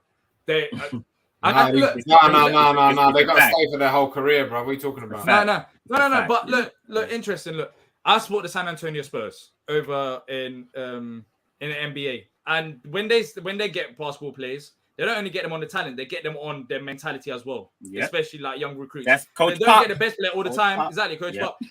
They make sure the player fits the profile of the football club as well. 100%. Same with the New England Patriots. Yeah, exactly. So Belichick system. Belichick, right? Yeah. Mentality. Yeah. Exactly. And so far, we've been doing that as well in terms of Joachim Anderson, Mark Gahey. And that's why when we had that rocking moments at times of the season, we didn't crumble because they're mentality warriors. These group of players fit into what we want to achieve as a football club. That's why it's the same with Roy Hodgson, though. So let me... No, it wasn't the same with Roy Hodgson. He had players that fitted into his mentality, which was he's right. From that standpoint, right. He wanted a certain player like McCarthy. Exactly. Yeah, right. But we had some weird ass players under Roy Hodgson. I don't. But Stan's right though. In a negative way, he had to fit under what Roy wanted. Robots. 11 men behind the ball, and exactly right. But yeah, staff will for any creativity. Staff will stop any player for creativity. So going back to Our, for example, so 30, let's say 30, I think 30 million, we can't get him. But he's been rumored to join Arsenal in the past, even Newcastle in the past, I believe, on all these big clubs, but it hasn't happened because there's been a problem with his attitude. Like when we talk about transfer, we basically narrow it down. He's 50 million. We have 50 million. Let's go buy him. He's quality. But you don't look at his attitude. You don't look at his wages that he might want. There's lots of factors involved. It's not a simple process. I wouldn't want to overspend on a player. First of all, I don't think he's a number 8. That's me anyway. He can play all three. He can play 8, 6, and 10. I've seen him play. But his attitude has been a problem, hasn't it? 100%, D. 100%. So why? Even if it's 30, there's a reason why it's 13-15 million in a very inflated market. Let's say even if he's that, because there's something wrong with him in terms of like even Dele Alli. He went to Besiktas, for example, and he went to Everton for basically peanuts. And I know it could increase a certain ridiculous amount of money, but the reason why they got him for so cheap and with increases and clauses in the deal is because they knew that Dele Alli probably wouldn't get there. And if he did get there, they'll get the money. Look, these players have got attitude problems. I'm just looking at this this Leicester team today, right? All right. I don't know how they're so far down the league. Like they still have a couple of decent players. Now, more than a couple. They got 5 or 6 really good players. I mean, Maddison, Tielemans, James Justin, Dewsbury Hall. Right. They have good players. I mean, still got Vardy. I mean, he's not scoring goals like he was. And this is what he said. And this is what Brendan Rodgers said, by the way. He said, this is his exact words. He's gone. He's gone. He said, this isn't the club that it was 2 years ago. That's the reality. We haven't brought in any new players, bar one late on in the last 2 windows, and that's a replacement. Yeah, he wants to get fired. He's trying to get fired. But we're acting like every other club has improved. Like, you know, who's gonna go there? Pochettino will go there. Watch, and he won't though because they can't spend money, bro. Yeah. Sam Allardyce. Even Leeds, for example, Leeds have signed a lot of players. They got rid of 2 of the most important players, in Rafinha and Calvin Phillips. When we get rid of Zaha and Eze, for example, then let's see how people react. We get rid of them and bring in like 5 new players. Like they've got rid of players. It's not that they've improved. They've just gone back to where they were before. They saw 2 of their key players. They brought in a few players to match up them key players. Brentford, they've improved on the same level as we have. They haven't brought in any quality players. They brought in a few here and there, but they haven't like significantly improved to push on the table. Maybe West Ham have, but Nottingham Forest, that's what we talk about them. They've brought in literally everyone. Everton haven't. Wolves, they still can't score goals. Bournemouth, Liverpool. Villa brought in Babukar Kamara. He's a good player. He's very good. But then Villa's got injuries. But people talk about buying new players Diego Carlos. Exactly. So people talking about bringing in new players, but see, they're injured. Like you can't do anything about injuries. You can't just build like a 30-man squad with just quality on top of each other. Injuries will happen. Like Villa struggling right now, and they've got injuries, and they've bought players. So it's you follow Carl on Twitter, Calcio Cole. He thinks that we are a better squad than this time last year. He's right. He's right. That's what we've been saying for the last 2 hours. That's what we've been saying for the last 2 hours. When you talk about the players that's left, Kouyaté, we've made an improvement with Decore. When you talk about Gallagher leaving, we haven't made an improvement, but we've replaced him with Eze in terms of Eze's playmaking is as good as Gallagher's off-ball presser, for example. He's been fantastic. So we replaced Conor Gallagher like that. The only place that we haven't improved on is up front, losing Benteke. But overall, brought in Chris Richards. That's an improvement on James Tompkins. And funny enough, so many people killed Benteke about he wasn't scoring goals, get rid of him. As soon as he's gone, we shouldn't have sold Benteke. So talking about our players, Sam Johnson. Is he an improvement on Butland? You can. That's arguable. Butland's injured, so he's definitely improving on Butland. Butland can't play. 100%. I think Butland was okay last season as a backup. I don't think he was. But he's not. But you're gonna see Johnson is a really good shot stopper. Johnson's gonna push Guaita for the spot very soon. I guarantee you. So just watch. Johnson's gonna push Guaita, which is gonna be great for us because you want competition. But I think Butland, Johnson's better than Butland. Butland was fine. Should we go through this? So I'm gonna open our transfer market and we can talk about some players that have left and some players that we've signed, and we can see if we've improved the squad from last season because we've got 15 minutes left. We ain't signing no one. Parish out, everyone out. No, I'm joking. D out, Patrick out. Patrick doesn't know what he's talking about. Stand in. Stan knows what he's talking about. Stan will literally nearly bankrupt the club like few others in the past. If it came to Stan, literally get everyone. He'll probably get Conor Gallagher for like 80 million and all these players. I wouldn't. I just think we should have gone after other targets. That's what I'm saying. But you're saying like we haven't. But again, one, we don't. Who knows if we have or not? And secondly, again, we all know that the focus was Gallagher. I'm gonna say it till this stream's over. We went out there. We focused on Gallagher. It made the most sense. Now we didn't get him. Yeah, I mean, I'm gonna use that example I guarantee again. You'll hear from Vieira talking about it. Vieira will talk about it again. He'll drop some kind of bomb at some point. So yeah, I'm gonna use that example again about buying a car. So if you sold me your car and you said you want 8 million, and I came to you and I said, all right, I'm gonna give you. Well, this is a very expensive car, but all right, 8K instead of 8 million, 8,000, and I came in with 2,000, and you said, are you ridiculous? We're not selling him. No, we're not. I'm not selling my car. That's the end of conversation. It's finished. So how do you know that we haven't approached clubs and that's been the situation? That won't get leaked to the press maybe because it's such a simple thing. You inquire, you made an inquiry, it hasn't worked out. No, move on. Whereas our boys seem like we've made inquiry and there's been possibilities there because it seemed like his current club are willing to sell him. Conor Gallagher, there might be possibilities there with Chelsea because they were looking to buy new midfielders. Wan-Bissaka, there's possibilities there because Man United were open to sell. But there's probably loads of other clubs that we've approached and they simply said, we don't want to sell this player. All the players that we've been linked with so far in this window, for one reason or another, it makes sense why that club would sell that player. Chelsea would sell Gallagher because they can do better in midfield, which they didn't improve on, and that's why Gallagher's still there.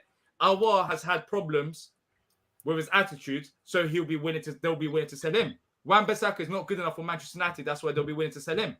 Flynn Downs, they were willing to sell him for the right price.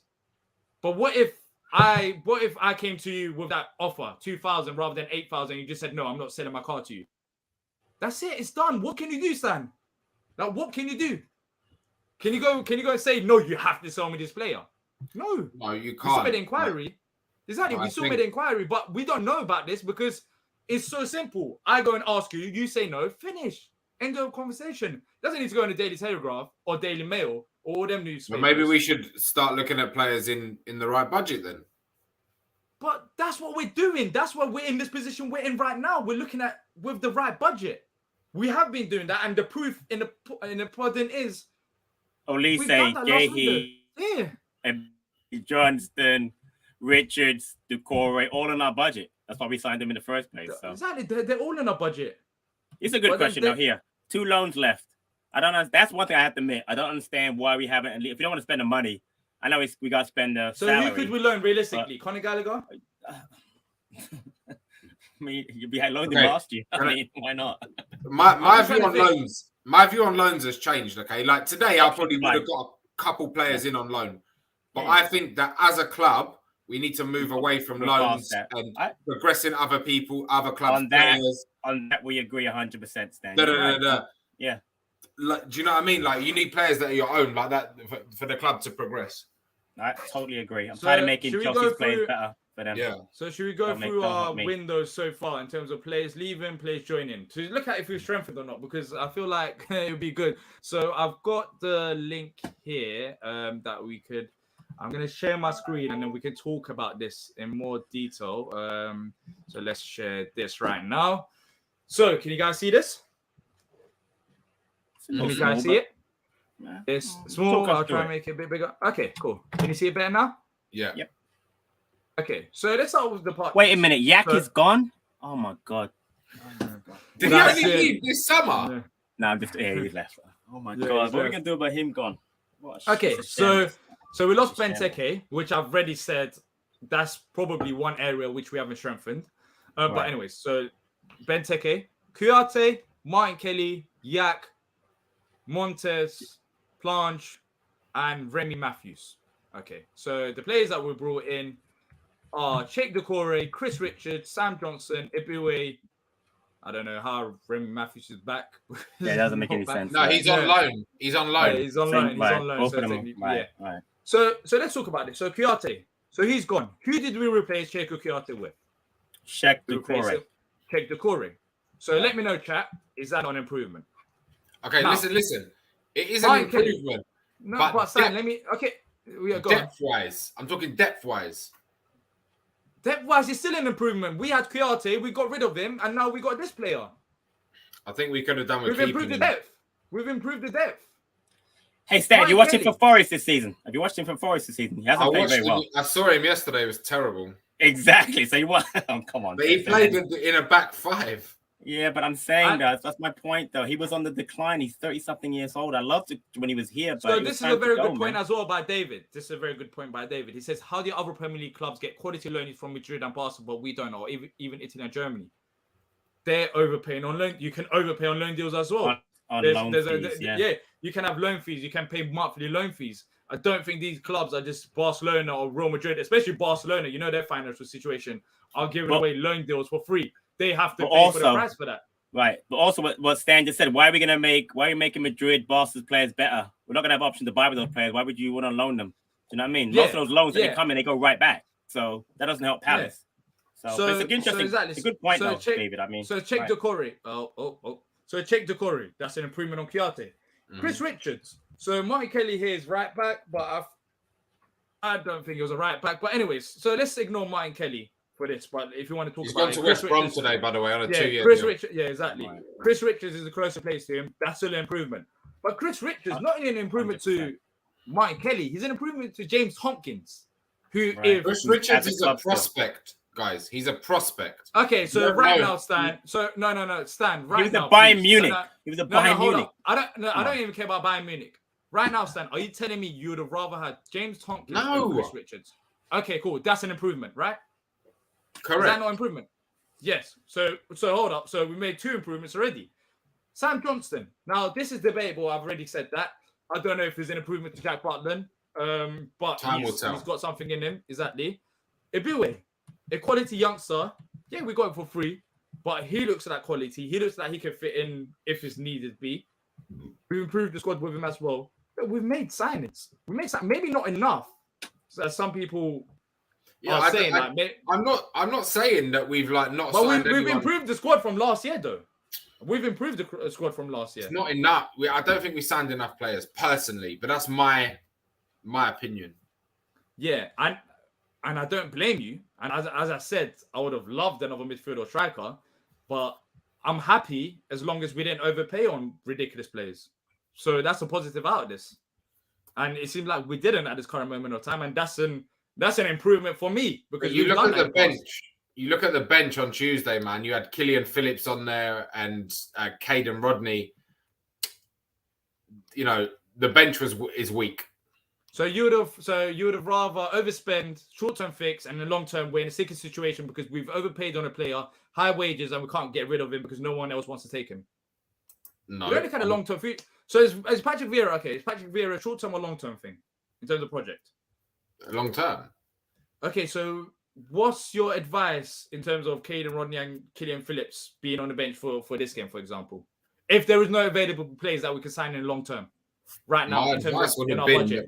that I feel maybe our strategy could have been better. I'll try to. Well, we've done that in the past, haven't we? Where we made January signings and we've made last-minute signings where it helped us in the short term, but in the long term, these players didn't even want to leave the club because no one else is going to pay them ridiculous money. Okay, I just think that we could have planned this out a little bit better, and we'd have got more players in. But anyway, it is what it is. Yeah, look, the window's going to shut in about 4 minutes' time. We're going to wrap it up relatively soon. Daniel says we've improved the squad, not the team. That's the main problem. Yeah, I think it will take. I think it takes time. I honestly think it takes time. This is a positive comment. Personally, I get so proud when I see homegrown players like Rodney on the bench. There's that. But he's not getting on. He's not on the bench because he's a top baller and he's coming on. He's on the bench to fill a slot on the bench. But they played against Oxford, though, didn't they? Yeah, I mean, he played. Yeah, he played. He wasn't great here for us. And again, he was playing our position. Yeah. Oh, was he? Okay. Yeah, he was playing left back. He's a right back. I mean, you expect every player to come on and just light up the first game they play. It's a bit much. I mean, yeah, they got to play again, as Dee said. Rodney was playing left back. He's a right back, and Killian Phillips didn't play great. But it's their first game. You got to give them a little bit of time. The thing is, we have to give them time. We rush into saying, Olise he's no good last year. He needed time, and now he's brilliant, right? I mean, Aboué hasn't had a chance yet. Let's give him some time. That's all I'm saying. Just give them time. I agree. Listen, having him on the bench wasn't ideal against Brentford, but like Dee said, if we won that game, no one's talking about it. Yeah, not defending for 5 more minutes. You know, Benteke replacement. Yeah, I thought that might be Plange as like the third choice option. For me, in all honesty, shall I tell you what I'm most upset about Luke Plange going out on loan to the team that he went to. So he went out on loan to Molenbeek in Belgium. Challenger Pro League in Belgium. Yeah. Someone messaged me and said Chris Richards should have gone on loan to Belgium. Disrespect. Yeah, that's a ridiculous comment. and then afterwards they'll start complaining about squad depth. I mean, you can never win. You can never win. And plus, he's playing solid. Like, what's this Chris Richards agenda about? I don't. Guy has one. The guy as part of a defense that gave up 3 goals to Haaland. All of a sudden, it's his fault. Because the kid was great against Villa. Against it was his fault. It was his fault there, but it's not like he had a good game against Liverpool. For example, and Villa when he came on, exactly. But all of a sudden, it's his fault that he slips and Haaland scores. Let me tell you something. Haaland's going to score about 40 goals this season. So make sure every time he scores, you blame the defender that Haaland bullied for that goal, because he's going to be doing that all season. He's breaking the record. I don't know what it is. The Premier League record. He's breaking it. I guarantee you, Haaland's breaking the record. He's Lewandowski levels. He's 10 times better than him. He's like 10 years younger than him. He's going to be 10 times better than Lewandowski. I don't know about that. His goals per game is ridiculous. I think it's now 142 in like 139 games. It's ridiculous. Seriously, it's ridiculous. That's similar levels to Lewandowski. You only say that because he's from Poland. Come on, listen. I respect Lewandowski. He's a great player. He's not Haaland. Haaland's 10 years younger. I was looking 10 years ago, yeah, but not now. You can't compare him now. That's what I'm not saying he's better. You know the comment. All right, look, we haven't got much left. We talk about Erling Haaland. Exactly. Villa just signed Bednarek. You want to talk about a ridiculous signing in terms of like last minute panic buy? That's what you want, Stan. Bednarek or someone like that. D. You're missing the point. I don't want him. He's my fellow countryman as well. I don't want him. Yeah. So is he from Leicester or from Southampton? Leicester, right? Was it Leicester? Southampton. Wasn't he at Leicester though? Didn't Leicester? Nah. Didn't he go to Leicester last year? Nah, I don't think he. He was going to, but he didn't go. Oh, okay. That's what you call a panic buy. That's what I don't want to do. Kevin Doyle. I remember these times. Kevin Doyle. Super Kevin Doyle. You bought Kevin Doyle. Scored in the FA Cup. You remember Shola Amiobi as well? That was brilliant. Do you remember him? My God, how slow was he? Yeah, I mean, but that's the thing. You say you remember him, and then you're complaining about we bought players that have been ridiculous. Cedric's only 26 years old. He's young. We've bought players that's been ridiculous, that hasn't fit the system, that are not fit enough, and that we just bought because probably the agent just suggested it to us. Who was it? Erdal Rakib? Yeah, wait a minute. They bought Bedrick because they lost the Diego Carlos, right? Is that what that's a replacement, right? Wow. Yeah. And they bought Dendoncker as well. So the window is officially shut. Crystal Palace have made no signings or transfer deadline day. No surprise there. Stan, you're not happy. What would you rate this window out of 10? 6.5.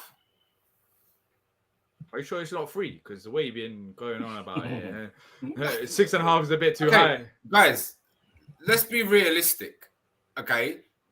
I'm disappointed that we haven't progressed in the last 6 weeks, but the initial signings were good signings. It's just that I feel like we haven't finished it off. Ty, you're right. I was my mistake. Patrick, for you, this window? 7 out of 10. And I'll say that because we've had discussion already. I think we got players in that made us better, improved on last year. Yes, we're probably still short at left back, possibly midfield and a striker or right back, whichever one, either one of the fullbacks. But again, for me, it's a 7 out of 10. So yeah, for me, probably 6.5 out of 10. We kept Wilf, which is a massive. Massive! We kept Wilf. We've got a number 6 that we desperately needed. We've improved in that area in terms of starting 11. We could have made more signings, which we didn't do. That's why it's a bit above average because Doucouré signing boosts it up a bit. 6.5 to 7 out of 10. I'll agree with that as well. But then for me, you have to be realistic as well in terms of the signings that we can make. There's guys up here giving it 0 out of 10. Like, come on. Like, guys, like, seriously, come on. I don't think people realize that we support Crystal Palace sometimes. I mean, as good as last window was, like, cool. Last window was 9 out of 10. Yeah, I had ambition as well, you know, in terms of reaching top 7, top 10. And my ambition's still going to be there. If we don't have injuries, I still feel like we've got the quality. This season has been decent start so far. We played good in majority of the games. So yeah, I don't think it was an excellent window, but it's most definitely not a 0 out of 10 for me, anyways. But look, Nick's out of 11. He gave us a 7 out of 11. You know, we love Nick. Thanks, Nick, for tuning in. Appreciate it. It's not Daniel gives 5 out of 10. Our own manager wanted a couple more players, and we haven't got in. He did. We haven't got them in for him. Not great. Jason says 6 out of 10. There, 1 really good player, 3 squad players. Tom says 0 because of Tuesday night. See, that's. I mean, what can I even say about it? That's not even that's not fair. Swear, our fans are phenomenal. Yeah. But then, based on that, Tom, if we beat Newcastle, it's going to be 10 out of 10. I mean, if you change the transfer window based on games, it would change, if it changes like that. David says need someone decent January to keep PV enjoying this project. Look, I'm pretty sure Patrick Vieira is in dialogue with the owners, yeah, especially Dougie Friedman. I'm pretty sure they've explained their decisions. And also, you know, Vieira wanted players, but the players that he wanted, we just couldn't get for one reason or another. And he should understand that. I don't think it changes much. The process still goes on. But, you know, we still build on. We have to build. There's something to look forward to. The rebuild ain't over. I said that it will take a few years. It's not going to be over in one summer. We still got players to get rid of. For me, big window next summer. Big window because 9 players out of contract. Yeah, every player, look, every player is every window is going to be massive for us under Patrick Vieira because we have to keep building on. We have to, and we have done that not to the same extent as last window, but I still feel like we have built on. Jason says if no Doucouré, then the window's 3 out of 10. But we have got Doucouré, which boosts it to a 6 or 7. That's what I'm saying. Like we can't, like if we got Conor Gallagher, it'd be 10 out of 10, for example. But we have got Doucouré, so there's ways of looking at it. How would you Stan? One second, D and Stan. You talk about out of contract. It's actually 11 players. According to transfer market, it's Wolf, Jeff Schlupp, Jordan Ayew, Luca, Nathan Ferguson, Nathaniel Klein, Joel Ward, Jack Butland, James Tompkins, Vicente Guaita, and James MacArthur. It's 11 players, not 9. So actually, that is a massive summer coming up. You're right. So maybe a lot of space in that.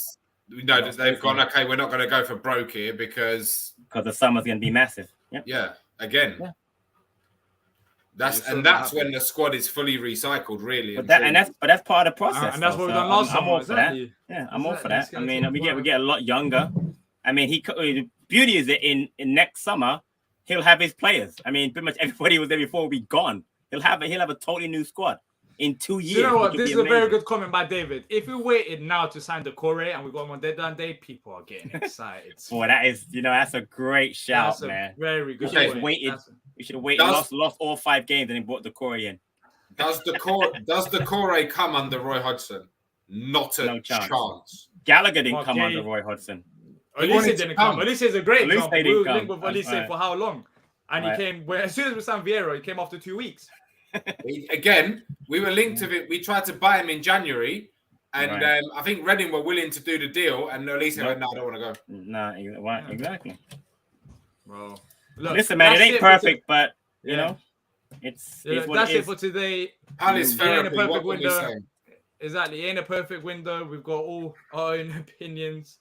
It's been a long 2 hours, of course, with no signings, but I don't know how we've managed to get through that, especially with planning major things. But look, thanks to everyone who's tuned in live to watch this. If you can even like and subscribe if you're new here, that'll be much appreciated. Only takes a second of your time and helps us out massively. Thank you to everyone who also called into the show, Patrick, Stan, and T as well. We will be back tomorrow. There'll be opposition preview, so make sure to check that out as we're looking ahead to the Newcastle game. And sorry, Patrick, go ahead. One more thing, just for you guys to know, our podcasts have now been sponsored by a brand new sponsor. We are proud to be part of the TalkSport family now. So whenever you listen to our podcast, either the review show, preview show, we have a new sponsor, TalkSport. So look for that, please. And again, thank you for tuning in. Check out the podcast as well.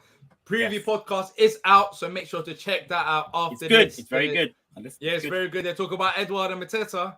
They do. Yeah. It's great debate on there about Edouard Mateta. So make sure to check that out. Have a good night, people. Be safe, and until next time, up the Palace. Up the Palace.